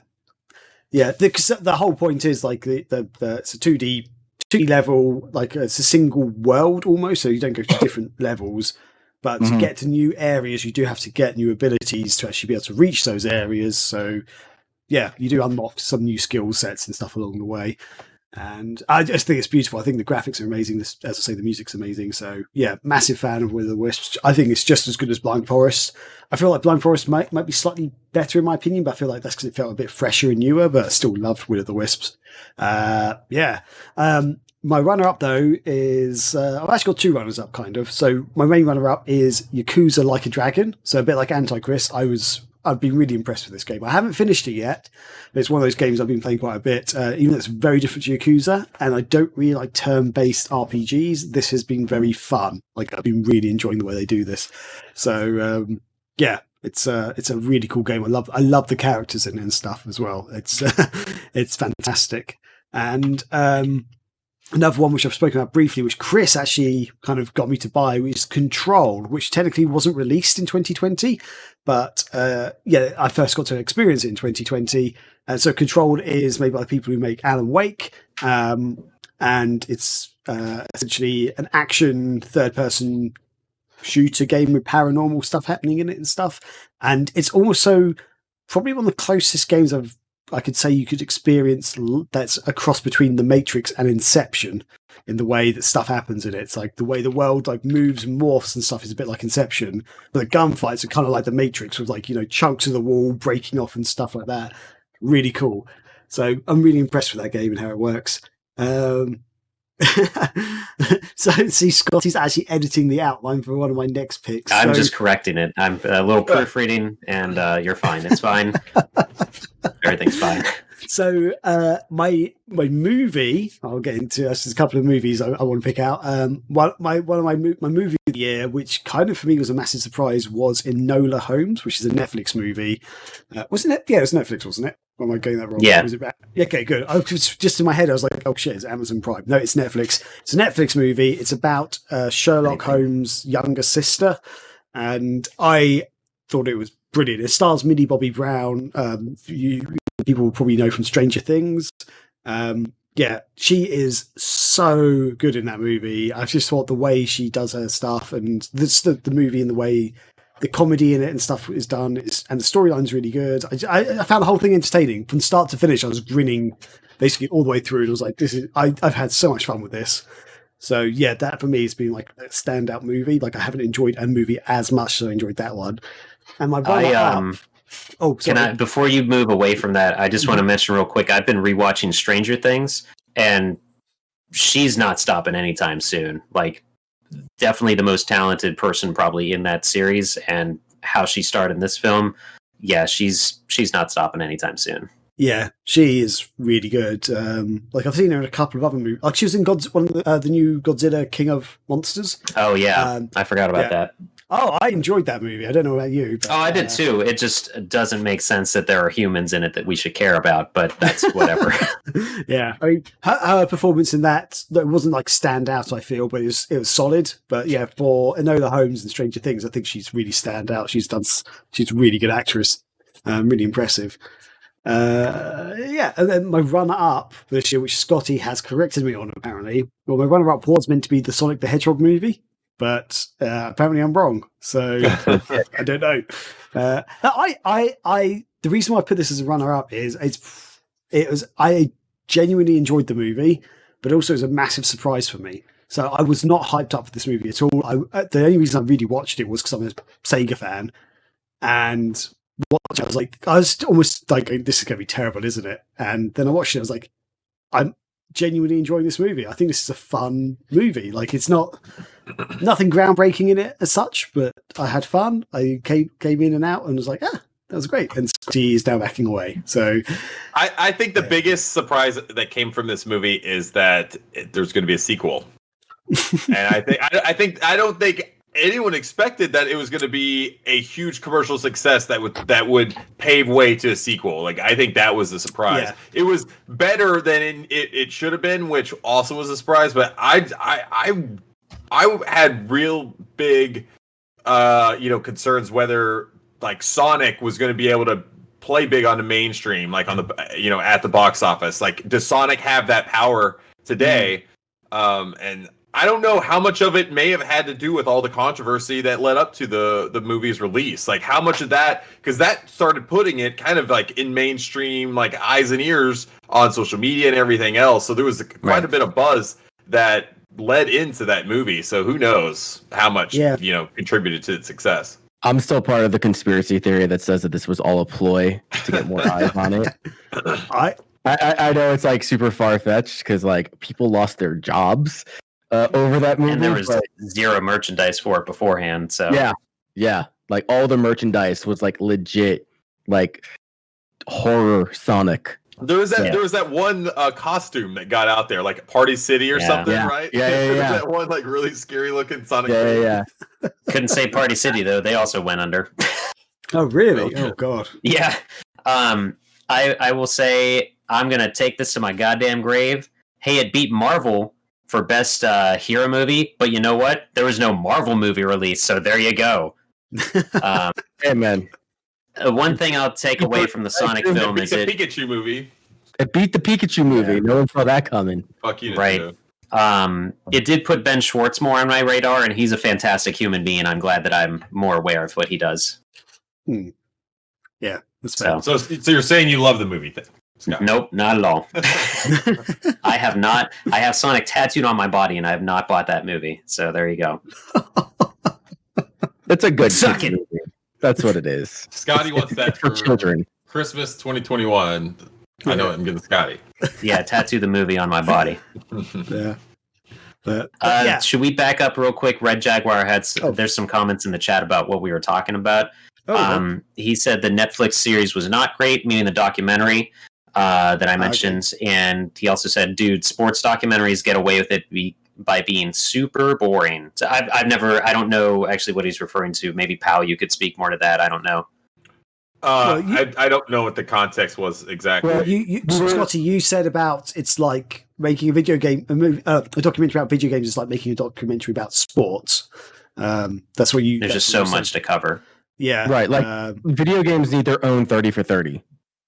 And like an expanded series on that. That would be dope, actually. That would be really cool. What is that? What's 30 for 30? 30 on ESPN is a docu-series where they just go topic by topic, but it's like hyper-focused. So they'll look at like a snapshot of a player's career or a team's career between a certain number of years, because there may be like, this is when this coach was coaching for the Atlanta Falcons or whatever fucking sports team, because I don't watch sports outside of that. So they'll just like hyper focus on all the drama, the setbacks, the successes, all that shit. So video games did a 30 for 30, and they just did snapshots and just like not even like covering the console wars, because like it's been so overdone at this point.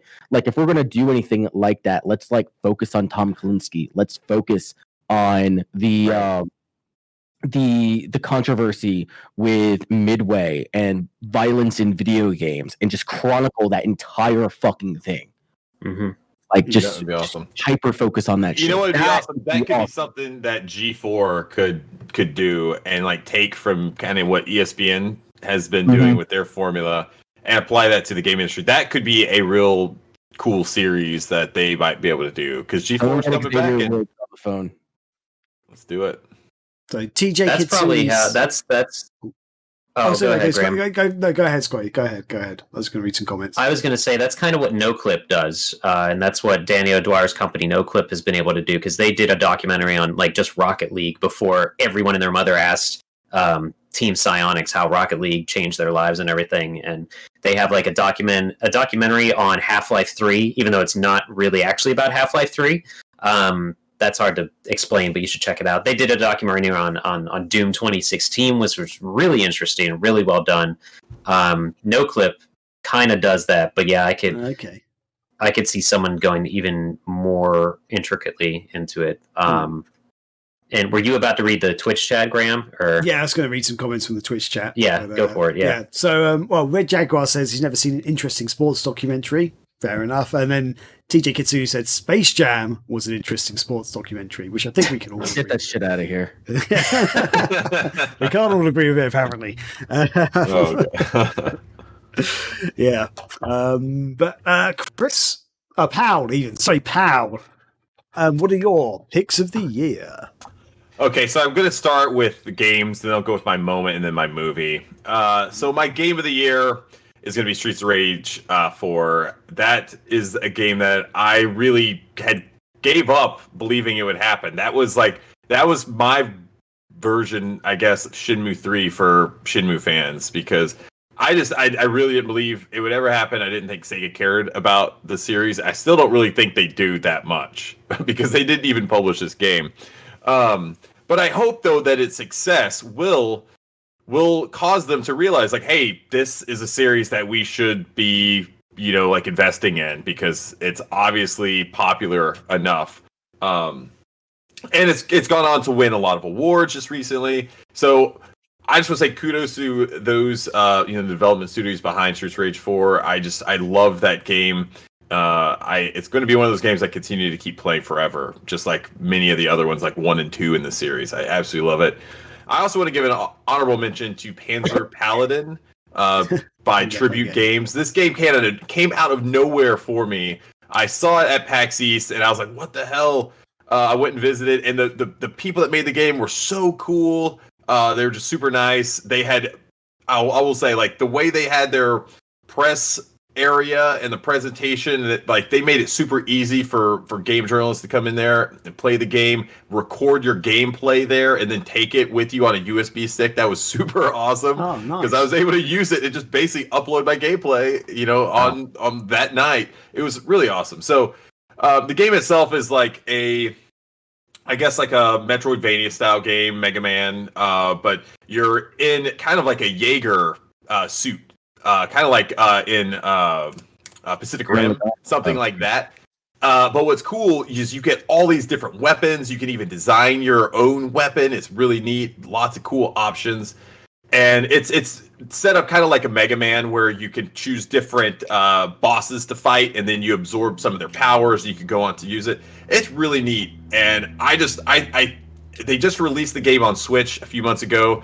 They released an update that added a bunch of content and fixed a lot of stuff. So I'm going to be following Tribute Games for sure and seeing what they do next, because this game looks so good. It's so polished. Definitely check that out if you're in the mood for kind of like a retro style game. You're getting that collector's edition, probably. Yeah, baby. Yeah, for sure. Which is good, because they sent out a some sort of like press packet earlier in the year with a physical Panzer Paladin in a Genesis clamshell cart, and I thought that looked really, really awesome. And I was kind of bummed, because I was like, man, no, there's not going to be very many of these that were made, and no one else is going to be able to get this awesome game on physical cartridge. So now it is coming, and I think that's awesome. So really, really cool. I know that probably means a lot to the people at Tribute also to be able to get their game in physical form. Nice. Not to say my moment of 2020 is just attending PAX East in Boston. That was the last major game convention before the big shutdown happened. And a lot of people there, I remember we were kind of freaked out because no one was really wearing masks or anything yet. We just knew that we probably shouldn't be shaking hands. So a lot of places you're just kind of doing fist bumps or elbow bumps, but other than that, there was no masks, and there was just some people had hand sanitizer and stuff. So it was just the really early kind of throngs of COVID, but we were able to have it. And it was just it was a cool experience. I'm glad I was able to go and see what PAX has kind of become, because it's been quite a while since I attended. I think it's been about 7 or 8 years. Ooh. Has it been that long? Was it 2012? That PAX East 2012? Was that the one, Graham? Scotty? I can't remember. I don't know. I went to 5 of them. So that was the one with Sonic 4 episode 1 or 2 there. When did Jet Set Radio come out on Xbox Live? Because I vaguely remember that was one I went to review. That's when it was happening. It was a big year with Alien Colonial Marines on the horizon. Yeah. No one having played it yet. Yeah, we played the multiplayer version, and they showed us footage of the single player. I want to say that was around 2012. Maybe.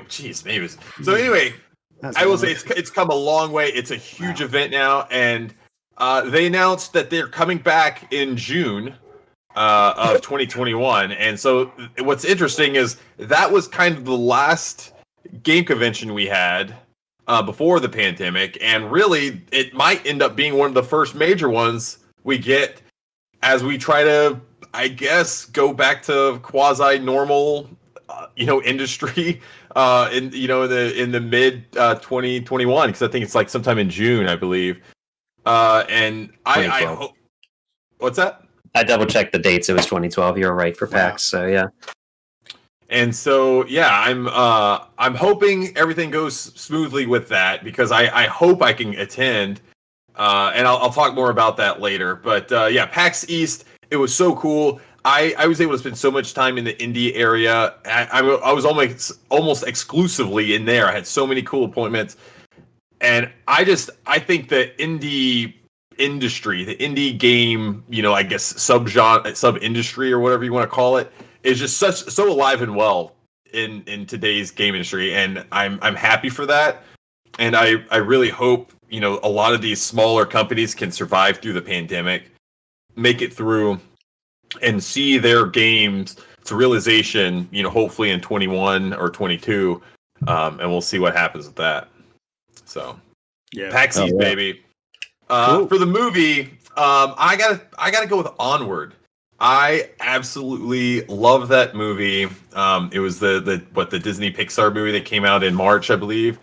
Yep. And I love this movie because there's not enough fantasy type movies like this.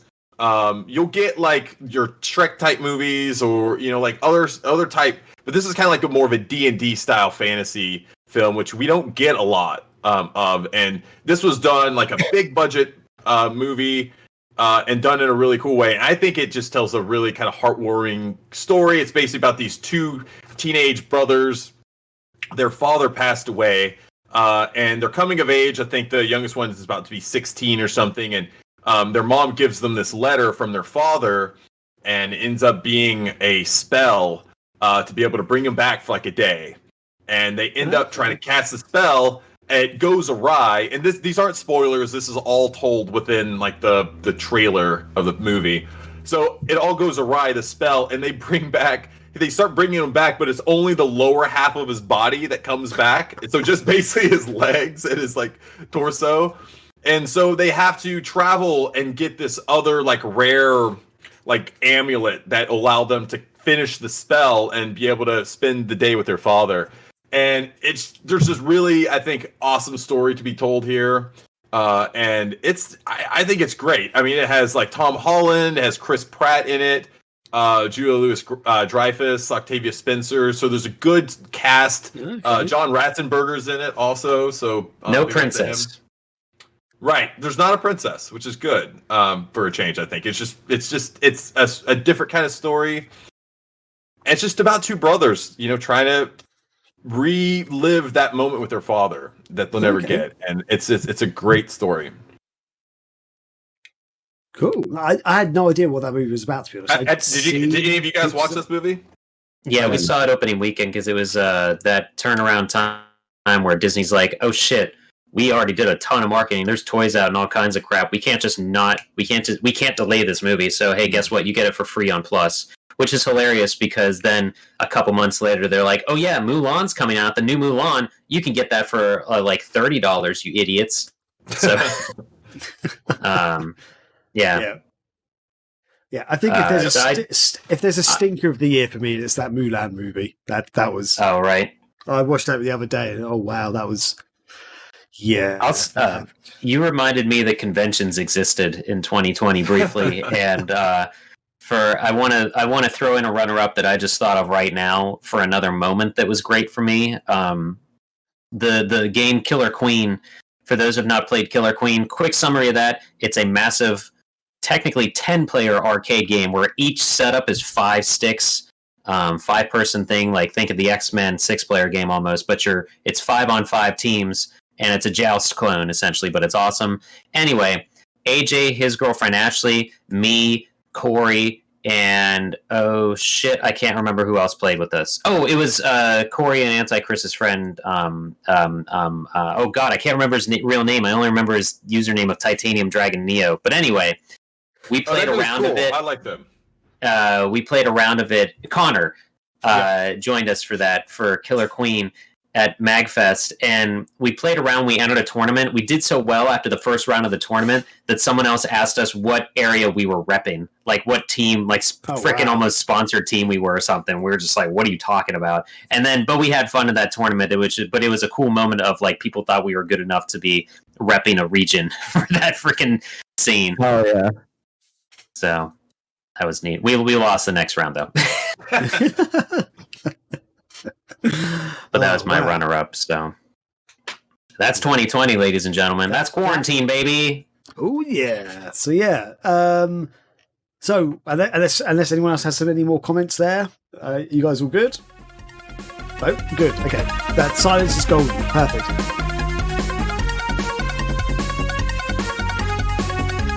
We'll move on to our next section, which is our feature discussion, which is our future expectations, what we'd like to see or what we expect from 2021. So, yeah, we just look back at 2020. Now, looking forward, is there anything we're expecting in 2021 from the games, from the movie industry? So, we're going to run through some of that stuff right now. So I'll kick this one off. So, what I'm expecting from 2021, let me think. So, this ties into one of those questions that we had earlier on, Scotty. I'm expecting more stuff from the Dreamcast indie scene, and I say that partly because of Arcade Racing Legends that came out. So, Arcade Racing Legends, Dreamcast Racer, that has been in the making for about a couple of years now, effectively. That's finally released earlier this year, and while it is a flawed game, there are bugs in it. I think it shows real promise. Like it's the as far as I'm aware, it's the first fully 3D racing game to come out of the Dreamcast indie scene, basically. So, an indie studio, small indie studio, launched it on Kickstarter, got the backing on Kickstarter, and they've made this game, and it's a pretty solid game. I can't say it's the best Dreamcast racing game out there, and as I say, it's got bugs and stuff. But it's better than some actually official release Dreamcast games. That's the thing. It's not by no means is it, even with the bugs in it. It's by no means the worst Dreamcast racing game at all. I'd say it's definitely above average. It's a good racing game, and it just thinking about that makes me think, oh, what can possibly happen in the future? So if Pixel Heart and Josh Prod want to have another crack at another 3D racing game, I'm all for it. Or if another indie studio out there wants to take up the reins, I'd be very excited to see what they can do. And maybe, I don't know, maybe there could be other 3D style games. Maybe another 3D platformer might come out. I don't know. That's what I'm looking forward to. I'm thinking some good stuff can come out of the Dreamcast indie scene with that sort of stuff. Have you guys got any comments on that at all? Like, have you guys played Arcade Racing Legends yet? Or I have not. I want to. I did a bit. A ROM but I mean, I would like to get my hands on that one. So I did a bit, and I don't really appreciate how you have to unlock every track before you can even play them, even in like versus mode. okay. But I appreciate it. It's a weird flip flop thing with me because you have all the cars from the get go, but you don't have all the tracks. I sincerely just wish it was the other way around. I prefer to unlock cars and just have all the tracks. You know. The thing about this, which I feel is, I've got a theory as to why that happened, is the actual cars are, if you don't know about it, on Kickstarter. This is for the audience, sorry. On Kickstarter, that makes sense. They had companies were able to sponsor cars. So you had people like PlayAsia, for example, sponsors a car. They got their logo strapped on a car. And the thing is, I think if some of those cars were locked, it'd be almost unfair to some other people because they're all paying the same price. Yeah. And also, there's a flaw. This is one of the things I say in my review is that it feels strange that all the cars have exactly the same handling and exactly the same top speed as well. So, like, effectively, what is a Ford GT, which is a really fast sports car, is the same speed as an ice cream van. Makes no sense. But Sweet Tooth is in it. Yeah. So I feel like, but they probably couldn't make one car faster than the other because, hey, I've just paid, $200 or $500, whatever it was. It's quite a lot of money to have my logo plastered on the side of this. Why is this car faster than mine? So I feel like that's a what weird they did. Happy medium. Yeah, I feel like they thought, let's have all the cars available. We'll keep the tracks locked though. So yeah, I feel that's what happened. So maybe if they do another one or another racing game comes out, they should do it the other way around. Maybe sponsor the tracks instead. Have the track sponsored. Yeah, I don't know. I think that could be the other way around. It's hilariously broken as well. If you play as, which is essentially the Sweet Tooth from Twisted Metal is in this game. Even with the most zoomed out camera, you cannot see the whole track over the giant ice cream truck that you're racing as. Oh god, yeah. I have to admit, I didn't realize that was from Twisted Metal, that car, but because I'm not really a Twisted Metal fan, but I've not really played them. Can't say if I'm a fan or not. But yeah, that I played with that car like twice. And it's like, yeah, I can't even see. Right, I can't see the corners coming. Yeah, it's a well-made game, and it's good to see something that's not a shmup in the Dreamcast indie scene. Oh yeah, definitely. Yeah, I think nothing against the shmups out there, but yeah. Yeah, I'm not a huge Super Mario fan. I appreciate them, but yeah, after 6 or 7 of them, I'm like, yeah, I'm done with those. But yeah, so that's one of my things I'm most looking forward to. Very, very quickly, I'd like to see the new consoles coming back in stock, like Xbox and PS5s, like coming back in stock and not being stupid prices on eBay and stuff. I'd also really want to get my hands on a Poddy Mega without paying an arm and a leg because I'm very interested in that. Yeah, that's probably never going to happen, but I'm very interested to play that. And just this is something that I think people have wanted for years to come. But I feel like for some reason, 2020 has been the one year it's really affected me more than anything else.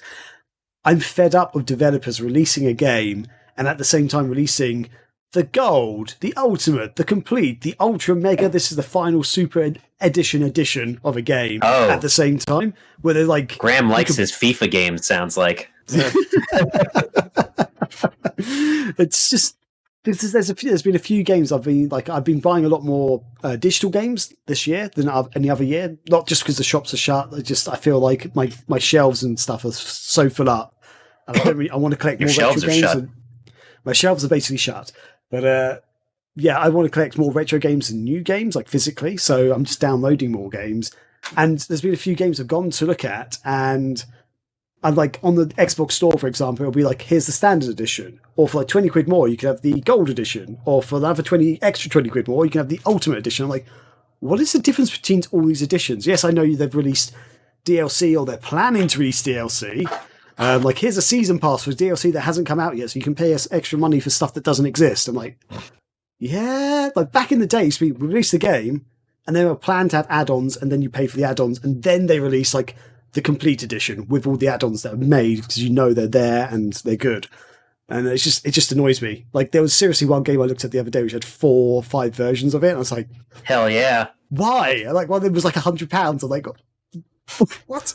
And it's like, this DLC isn't even available yet. It's like, what did it?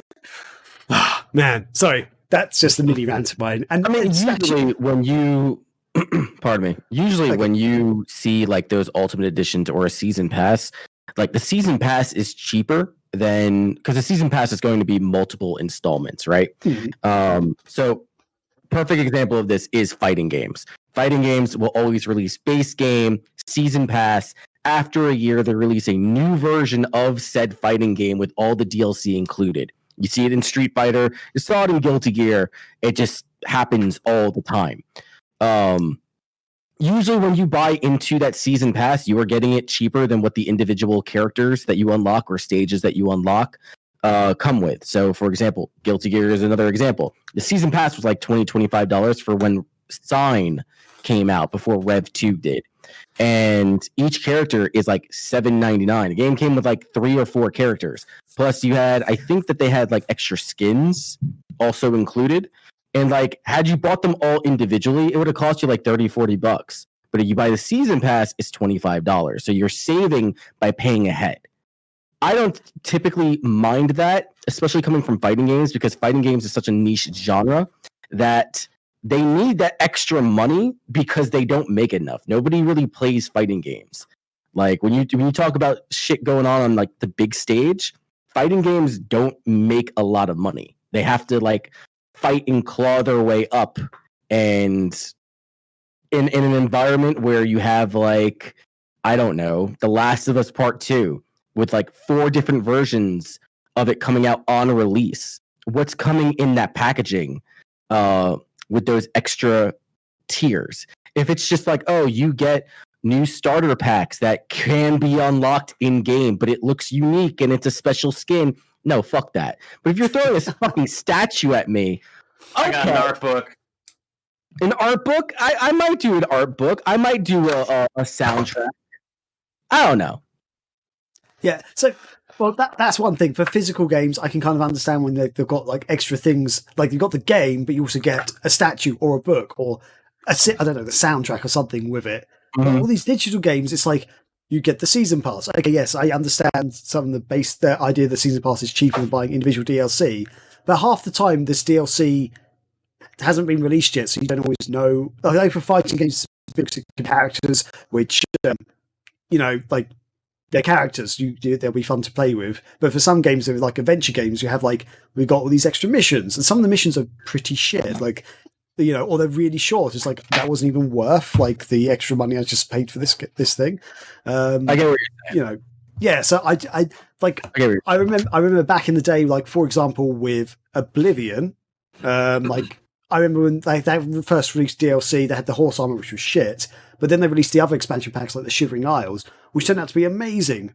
But you didn't have season passes back then. You bought the game, then like a year or so later, DLC came out, and you're like, oh, this is cool. And then like maybe once all the DLCs come out, then they release the complete edition, and you're like, I can buy this game with everything included for the latecomers, which is great. Which I kind of prefer. I prefer that idea that if a game's doing well, they will make DLC for it, rather than like we've just made a game.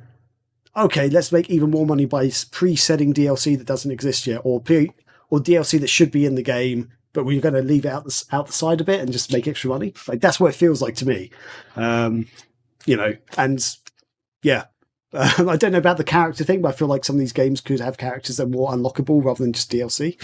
I don't know. Yeah, it's just something that's bugged for me a lot this year. Fun fact about myself, you want to know the first game I bought the season pass to and the last game I bought a season pass to? What's that? Sure. I bet someone could guess. I bet you could guess in the chat right now. Tornado Jones is there. They're talking about DLC and stuff. The first game and last game I ever bought a season pass to, Alien Colonial Marines, bitches. Yeah. Woo! To the point that I forgot that I even bought it. Because that was when, like, at GameStop, if you did that, it would give you essentially like the Microsoft points to get this shit. So So I used it for some of it, and god damn, what a disappointment those were. But yeah, one of them was like to quote unquote improve Alien 3, like the ending of Alien 3. Oh, it was like $15 or $20. Corey, don't worry about it.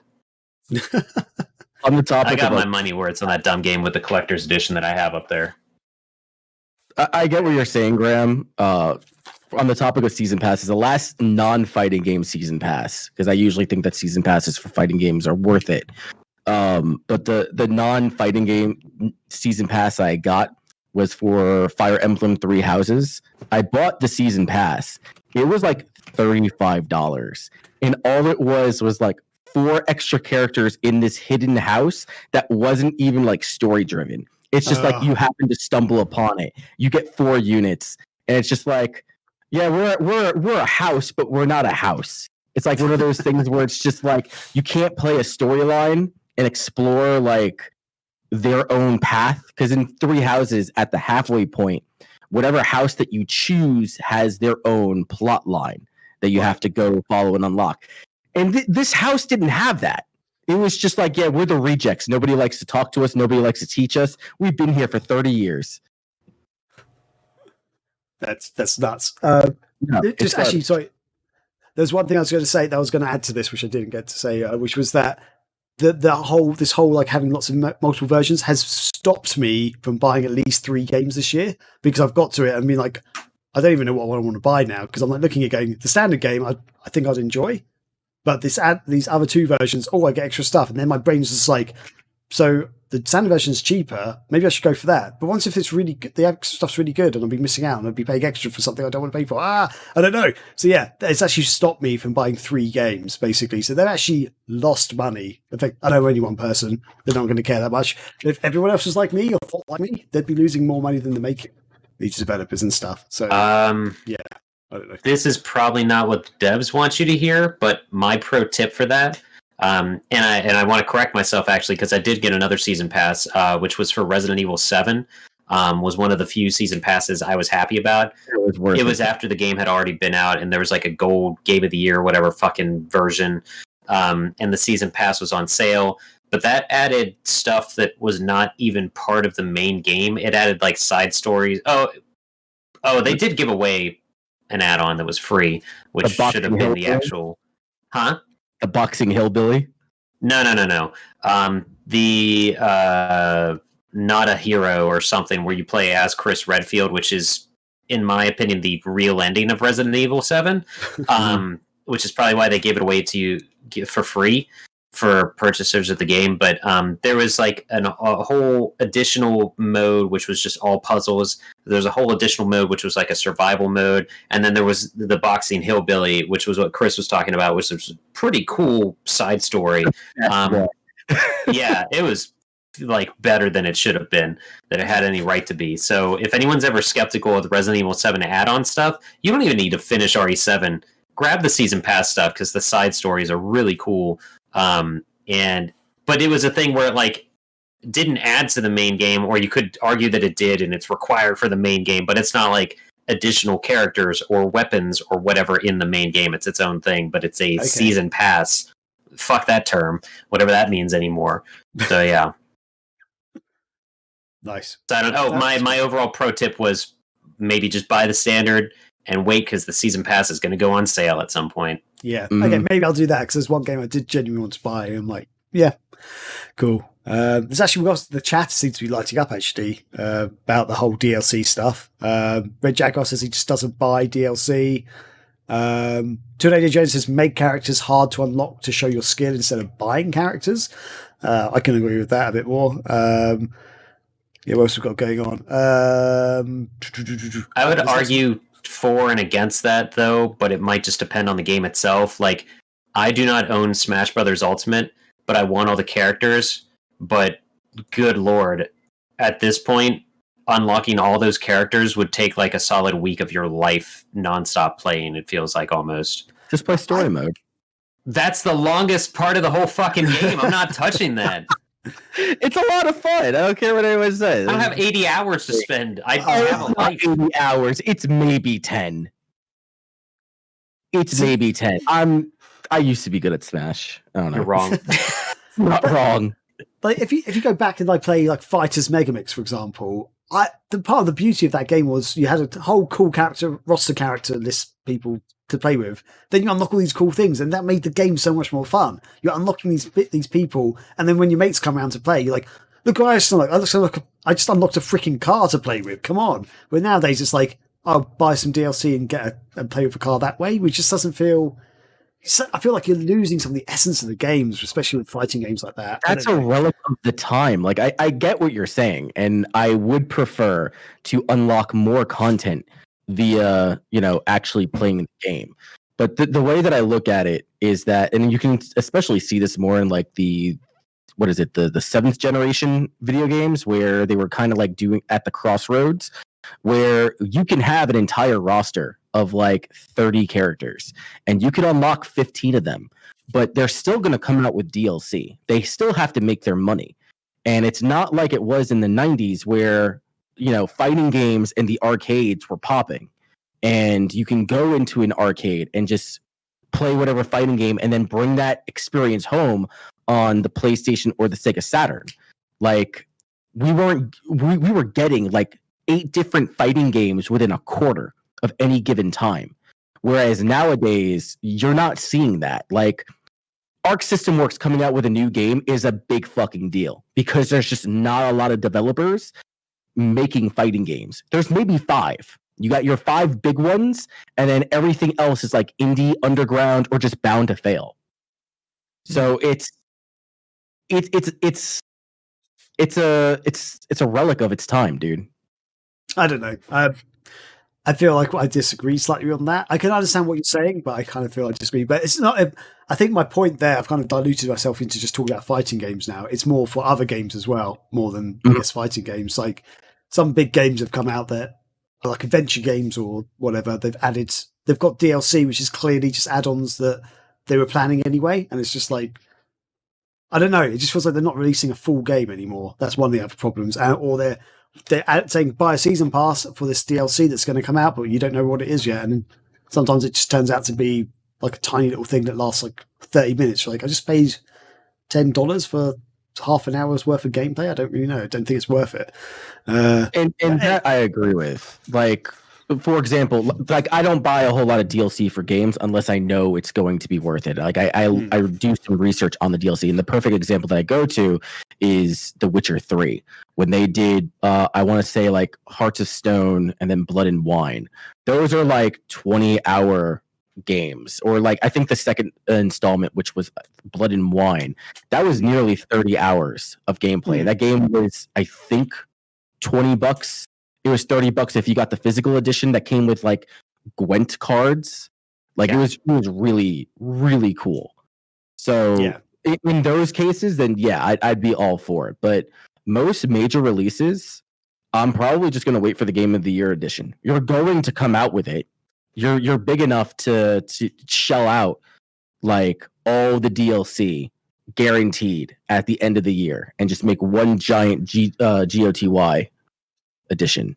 So yeah. And Red Jaguar just made a point, just then saying it's a full game. People just don't seem to think they're getting the whole thing if they find out there's going to be additional content. I think that's the situation I was in, where I was saying this stopped me buying games because I was going to buy the standard game and I was like, oh wait, they've got all this other stuff, but then I'm not sure if that stuff's going to be worth it. So I almost don't want to buy the standard game right now because the full game's going to be released. Which I feel that's, and as you say, Chris, you could hold off to get the complete edition later down the line, but surely developers want you to buy the game when it launches, not wait like a year for the complete edition to come out. So I don't know. Someone will buy it, not me. Yeah, I mean, Tornado Jones says more of the story, focus on the main game, and then announce DLC later. Which that's what I want. That's my point. I want developers to start doing that more. 2021. Which point went? An example of the dream scenario that happened for me this year. Untitled Goose Game was my game of the year when it came out, and then they announced not only a physical collector's edition, but a goddamn 2-player mode added to that, and I was just like, oh, mind blown. I will buy this game 3 more times, thank you. So they could have, but they could have done a whole new game with that and just made it 2-player. Instead, they just made the main game 2-player. Okay. And that was DLC for it. That was also free, I think. So I don't know. Join me, Graham, in bucking the whole fucking system and just keep buying Dreamcast indie games. Yeah, let's do that. And with that, I'm going to shut up for a little minute. And Anti-Chris, let's move on to you, buddy. What's your predictions, or what do you expect from 2021?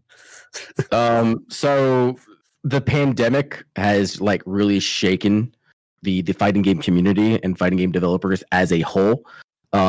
Japan has finally learned that delay-based netcode is garbage, and that they realize that in order for them to stay viable in a global market, that they need to change their netcode problems. So we're already seeing it with companies like Arc System Works and Bandai Namco releasing updates to some of their legacy games and even their newer games where they mess with the rollback, or they mess with the netcode and incorporate rollback netcode.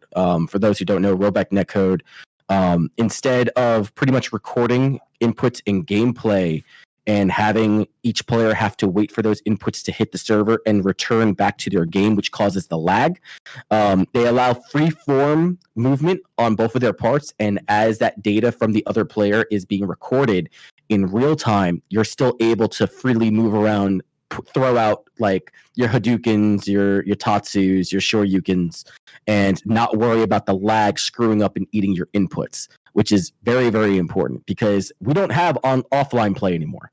We're not going to have offline play for a while. We haven't had many offline tournaments. I want to say that there was maybe like one or two, and that was in Thailand or some other like Southeast Asian country where they locked up and got rid of COVID for a while. So rollback netcode is going to be more prevalent in games. I'm hoping that they start going back to some of the games that are currently available. Like I know that they did an update to Tekken 7. I'd like to see the same thing go for DBFZ. I'd like to see the same thing go for Soul Calibur 6. Street Fighter 5 tried incorporating netcode this past year. It did not do well. The fan community had to go in there and unfuck it. Arc System Works went back to Guilty Gear Accent Core plus R, and they put rollback netcode in there. So I'm hoping that maybe they'll have some legacy support for Xrd, Rev 2, or like they already announced that Strive is going to have rollback. And those were some of the big things that they were talking about with the Japan Fighting Game Publisher Conference that happened over this summer. Like rollback netcode was just like, okay, we need to fix this because we don't know when we're going to get out of it. I'd love to see what this Polymega is about. Me and Powell bought it back in like February of 2019. It was supposed to come out in November, and ends up getting pushed back to, I believe they said February. We're supposed to be getting it because of some sort of shipping issue that they had with Walmart, where Walmart breached their contract with them and they weren't able to ship it, which is complete bullshit. I'm not buying it whatsoever. I know it exists. Some weird shit, like shady stuff going on. I don't know what to believe. It's always something with them. And like I got like the complete set that they have. So I'm getting like the Polymega, which if you don't know what the Polymega is, it's not every single, it's all of the disc-based games. We're talking Sega CD, we're talking Neo Geo CD, PlayStation, Sega Saturn. I want to say PC Engine CD. So I know that there's those 5, and then there are cartridge add-ons like Genesis, Super Nintendo, NES, and I believe there's like one other one. I believe it's I think it's PC Engine as well. No, Super Nintendo, I already said. Yeah, but it does do PC Engine. It does PC Engine. So we're getting those 4 cartridge-based add-ons. I would like to see support for like Neo Geo Pocket Color or some other shit that I don't readily have available to stream. But I'd love to see how it goes. I know it exists. I know like certain influencers have gotten it, like Modern Vintage Gamer and Metal Jesus, and they were just like, it's legit. It's seriously like legit. The compatibility issues that the Polymega has are very minimal, and when they do run into them, it they can just patch it out. So I'm excited to finally play some Saturn in fucking HDMI. That's my biggest thing. Guilty Gear Strive, that's been the game that I've been following for over a year plus. It's got to deliver. It's got that will make or break the series, because Arc System has come out and said that they are changing the way that the system operates. It's not like XR. It's not like X2. They're trying to get more newer players in there, but when they did the closed beta, 95% of all the players that played Strive were legacy players. 50% of them admitted that Guilty Gear is their favorite franchise. So they're still getting the same player base jumping into Strive when they're trying to more or less pander to newer players, making the combo system a little bit easier, dumbing down the combo system, the combat system. So we've seen some changes. They've been releasing new information in the developers' backyard. They're very transparent with everything that they're doing. They're changing the entire ranked structure so that no player is getting a rank, rather than they have access to certain lobbies based on skill-based matchmaking, which I think is cool, because what they were saying is that when people are assigned a specific rank, like for example, in XR on PlayStation 4, I am ranked 25 out of 40, which is relatively high. That pretty much says I am better than the top. I am better than 90% of the people who's ever played that game in ranked mode. And what people will do is that they will avoid playing people who are a lower rank than they are, because they don't want to lose that rank. So by eliminating the rank and giving them access to specific lobbies that are based off of their skill level, they can probably see more people playing the ranked mode in competitive play rather than just fucking off in casuals. I'd like to see how go ahead. That happens in Puyo Puyo Tetris too. It fucking sucked launch day. No one was in the casual rooms. Everyone was in ranked, so I was just getting demolished and it was not fun. That shit's fucking annoying. Yeah. I'd like to see how CD Projekt Red fares post Cyberpunk 2077 hate train. I'm not having issues with Cyberpunk like everyone else is, but I have a pretty beefy computer. It can handle all the bullshit that's going on. Oh, you're playing the correct version. That's why. Exactly. I'm playing the right version. And everyone else who isn't is poor. And they're that's essentially what CD Projekt Red is saying. Like I'm not saying that. I didn't even want the PC version. I wanted the PS5 version. But if you don't have the PC version and you don't have a strong PC to play it on, like, don't even fucking bother. Oh, you have something that's not a 2060 or higher?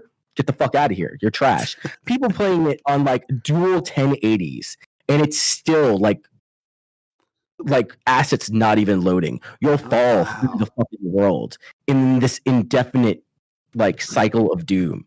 Yeah, I've hit some crazy glitches on the when I was playing on like a launch at Xbox One, and I was having all sorts of crazy glitches and stuff. Yeah, and they're not even like confident that they're going to have a patch for those legacy consoles until February. Jesus. Yeah, so it's like I don't think so by the time the Switch version comes out, right? Tell me more, Scotty. Tell me more. I don't care what happens to it. Yeah.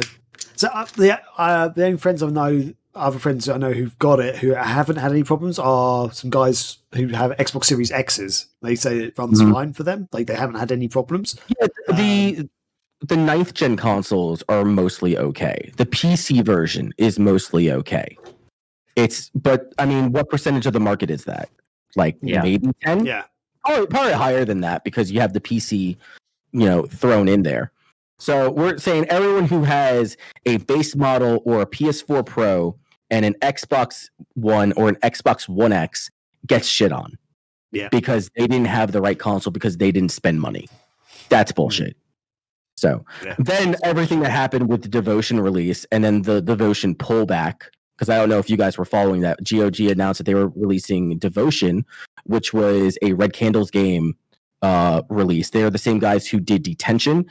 It is a Southeastern style horror game. Super good. Outstanding.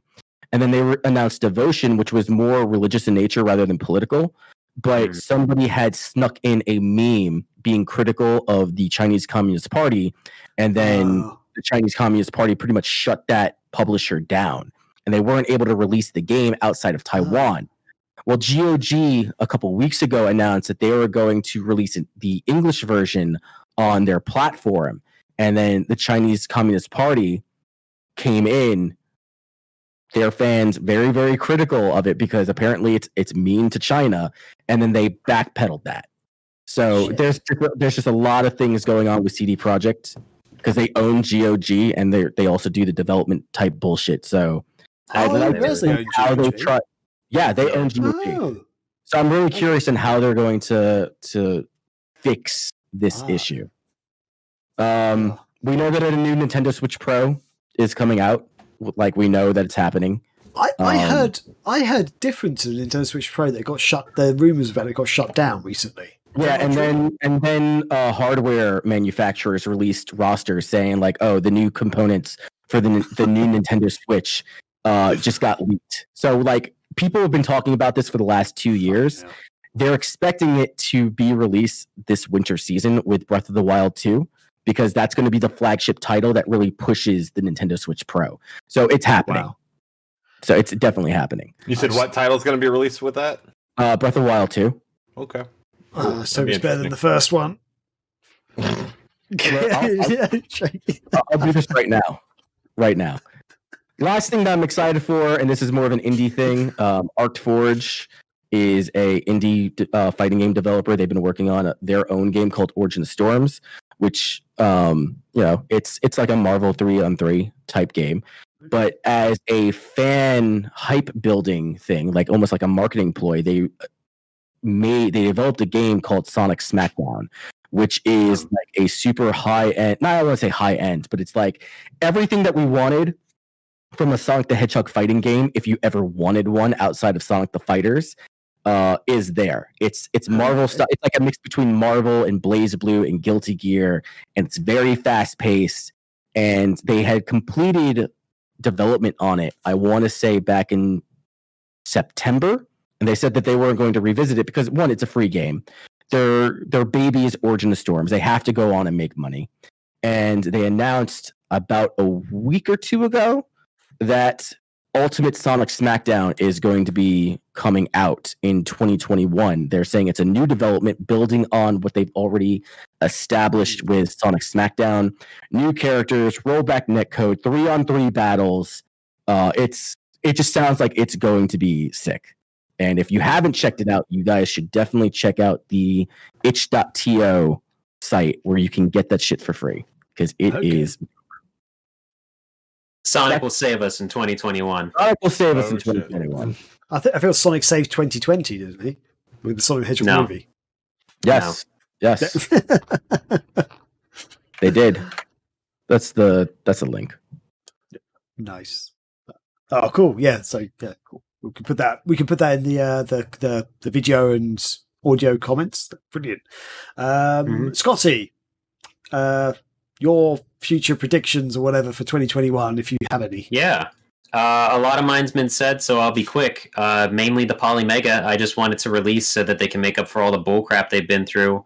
And a lot of people want to say, shut up and release it. That's easier said than done. And they need to just sell it through their goddamn site at this point, in my opinion. But hey, I don't know how easy that is. Whatever. I just want it out. I want to be able to buy it. I want to be able to play it. I want to be able to stop filling my shelves up with shit and maybe have it all in a box. Let's have the Poly 2021 year, the Poly Mega. And also kind of to also latch on to what other people have said already. It would be cool if the next generation of consoles would get their footing because the launch was the most lukewarm thing we've seen in quite some time in video game history. Oh, yeah. I don't even like I was so happy with my Christmas haul, and it was the year that a new generation of consoles launched, and I didn't even get one. So what does that say about? Well, that might say something about me, but that also says something about I feel like the launch. I think some of it too is like I don't know if we've ever had a launch of a new generation of consoles where it seemed like the games were just so seamless between each console. Like you get, for the most part, you get the same experience on one system than the next. I don't know about the PS5 UI, how different it is to the PS4, but with the Xbox, because we have a Series S, we got one for the kids for Christmas. I didn't mention that at the top of the show, so we have one of those, which is cool. But the UI looks exactly like it does on the regular one. So even the feel of it, just it feels the same. It's weird. It's not that. There's not that wow factor, I guess, that you get with the in past iterations, maybe. Need that new splash screen and that new layout, I guess. Yeah. I feel like the console sellers, so to say. I can't really comment on about the Series S or Series X because I don't know if there was any like exclusives to come out for that. But like if I were to get a PS5 at launch, it would have been for Demon's Souls because that looks like the only game that is like so unique and different from anything else that you've played on the PS4. I mean, because like Spider-Man Miles Morales is there, and the PS5 version is just a better version of what's released on the PS4. Yeah. But as far as like something that is like brand spanking new, if you're not a Soulsborne fan and you're just wanting to spend money for a better version of Miles Morales, what is there for you to fucking buy?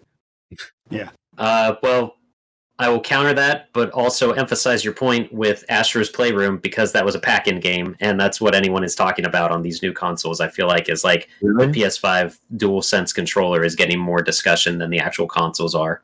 Because that is like if there was a Wii Sports to showcase what a new system can do, I guess right now it's Astro's Playroom with the DualSense controller and how the rumble in that works. So I will go back to what I was saying earlier. I will say one last thing. I think this is going to be the norm going forward with generations. Like I think it's going to be just a continuous experience between one console, kind of like phones and stuff. You get a new phone, like your UI, and it feels like the same experience essentially, but the hardware is new and fresh, and it runs more efficiently and faster. I think that's what we're going to start seeing more of versus like what we saw in past generations, kind of like what I was talking about. Really, I think this is just the new norm.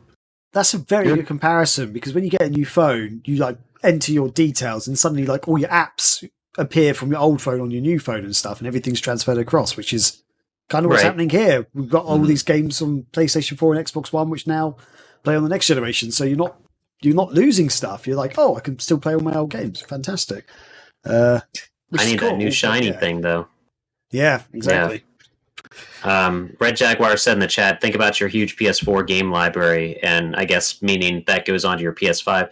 I don't have a huge PS4 library because this generation didn't mean shit to me, to be totally blunt.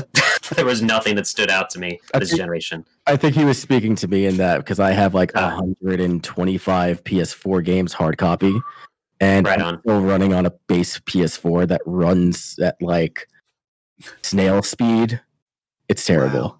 Wow. Oh, oddly enough, my base PS4 does not sound as much like a gen engine when I play Last of Us 2 as it did when I was playing Doom Eternal. I mean, mine's quite too, but I just think it's because of all the hard drive space that I've taken up with like Yakuza 0 and all the DLC from the fighting games that I no longer play on PS4 because I have it on PC. So yes, and then my other thing, my hype that I'm hoping for in 2021 is the return of conventions because Megavision's going to hopefully take over them with our guerrilla marketing. We're going to be there. And then my last thing is in 2021, I want Graham and me to do a joint Panzer Dragoon Saga stream. It needs to happen. I'm so it needs to happen. Genuinely up for that. I don't know how we're going to do it. We got to make it happen. How do we do this? Through the power of the internet, my friend. Excellent. Good. All things are possible now. We can make it happen. Right. We can make it happen. This is Graham. This is like Graham 2005. He's like, how will we ever do this? What is this? What's going on? Oh, God. I don't even know what's happening right now. How's this stream going out live? Oh, my God. I don't. It's just all of us have. There's just tin cans everywhere. What up, Skyra the Dragon? He knows. Hey, yes. Apparently, in 2021, he wants me to do a TikTok dance to No Scrubs. Yes. I will never open a TikTok account. I'm too scared. That's my stuff for my hopes for 2021. Fantastic. So. And so, how's it going? Let's hear your 2021 jazz. Mine is going to be simple, and it's similar to Scotty's, but I think I just want to talk more about the game industry side of things. But I just want to see like expos and shows and conventions return. That's like the biggest thing. I don't know. It's weird. I don't know. Like, I'm sure game companies, like the big ones, are looking at analytics and data and things like that. And I don't know what that shows between like what the future of physical game conventions are going to be. Because I could certainly see them saying, like, why are we going to invest all this money when, like, we could just do all this digitally, like we had to do this year? And, like, what if it didn't really have any impact on sales and things like that? Like, that's the thing. And that's what I'm kind of scared of. Because I want game conventions to keep happening. And I want E3 specifically to keep happening. I love E3. Yeah. I want it to keep happening. I want it to still mean something. And because honestly, if we go to a world where everyone just puts their stuff up on YouTube, like, why? That's not special in any way, I think. You know, like, at least for me, in terms of covering it as a game journalist, like, I want to actually go there, touch these games, like, play them, talk to the people that made the games, ask them questions, do all of those things. Like, I don't want to just fucking watch a stream on my computer and then write an article about it, and like, that to me, that's not like what I want from covering games. I want to actually be there and do it. And so from that standpoint, for me, like, I really, really hope that we get like game conventions back in a real way next year, because that's been like one of the hardest parts for me, because I look forward to so many parts of the year. Like, my year's broken up in a lot of ways. Like, I base it on shows and conventions, game shows and conventions that we go to. Like, because I always know January is MagFest. That kicks off the year. Every year is MagFest. And then we go from there. In the summer, we have like E3, we have too many games, and we go from there.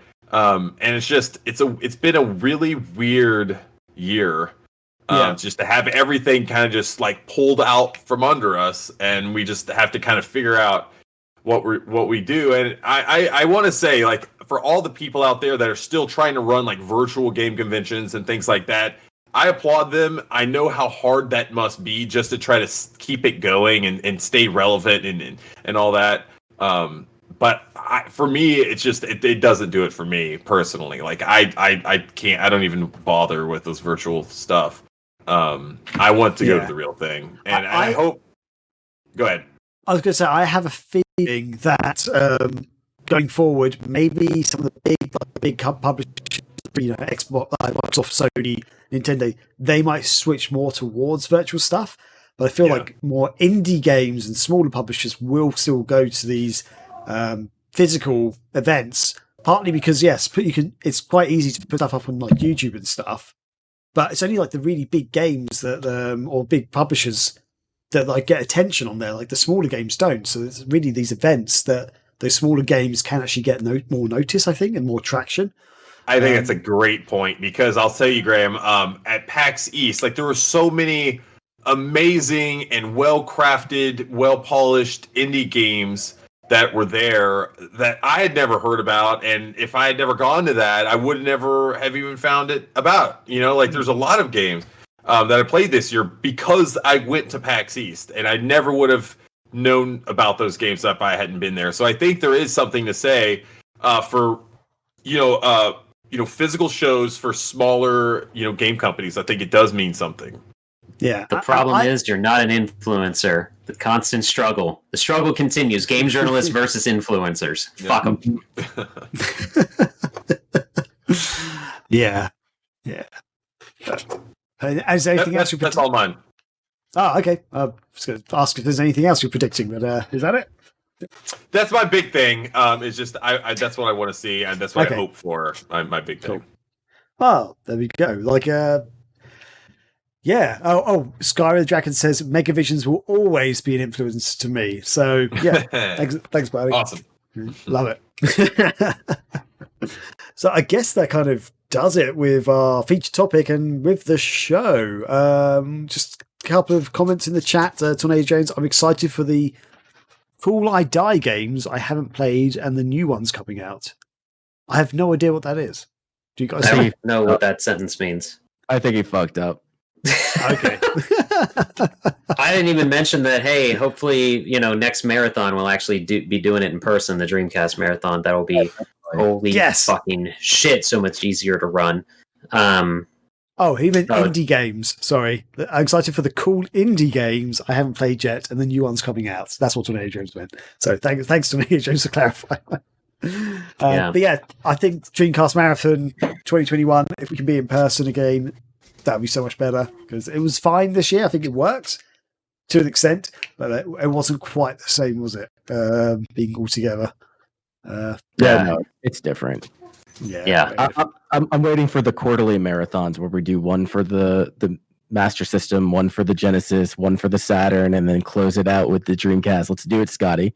Let's do it. We can have Saturn. We can have the Saturn marathon be during Christmas, because we could close it out with Christmas nights. Yes. And then you can pilot that one. Let's do it. Not even that'll convince me to do it.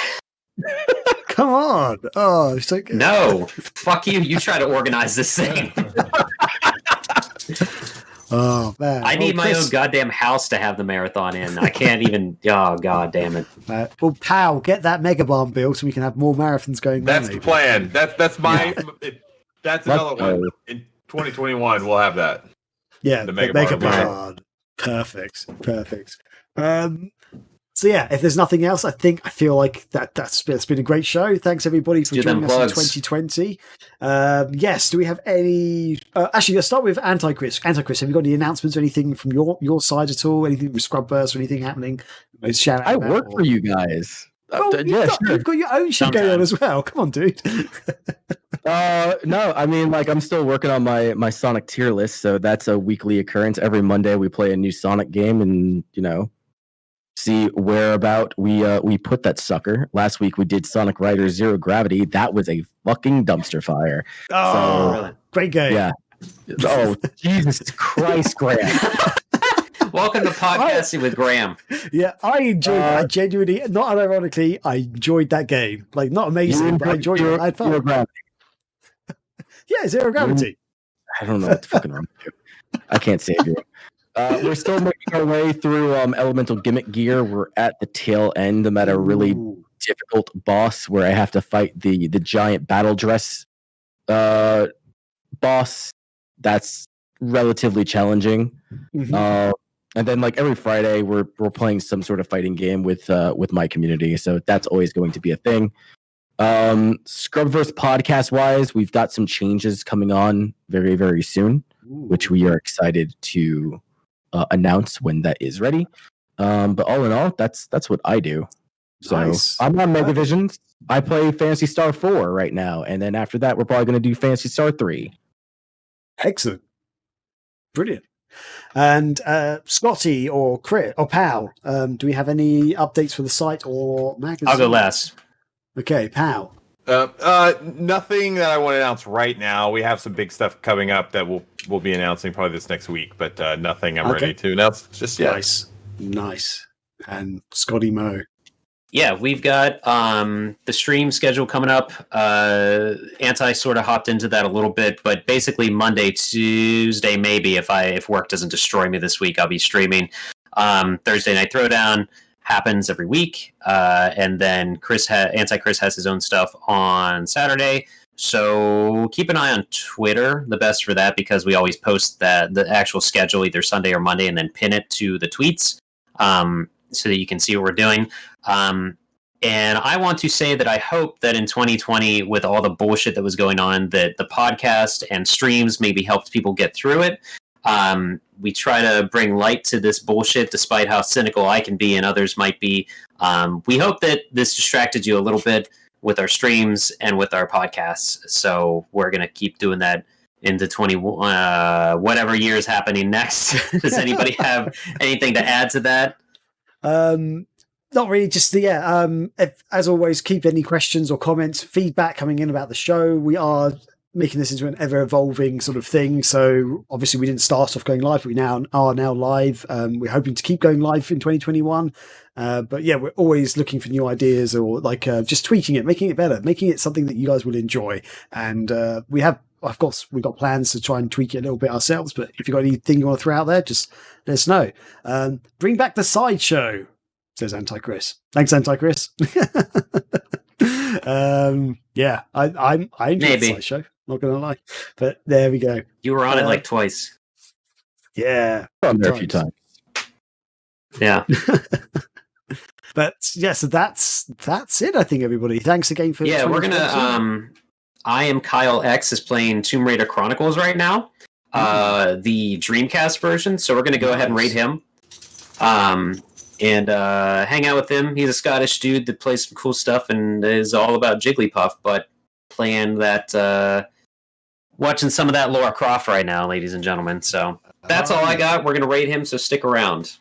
Yeah, awesome. Thanks again. Stay awesome. Enjoy the rest of 2020 and see you in 2021. Be excellent to each other. Did I hit the button? I think I did it. The alert's not coming up on my screen, so let's hope that it works. It's going.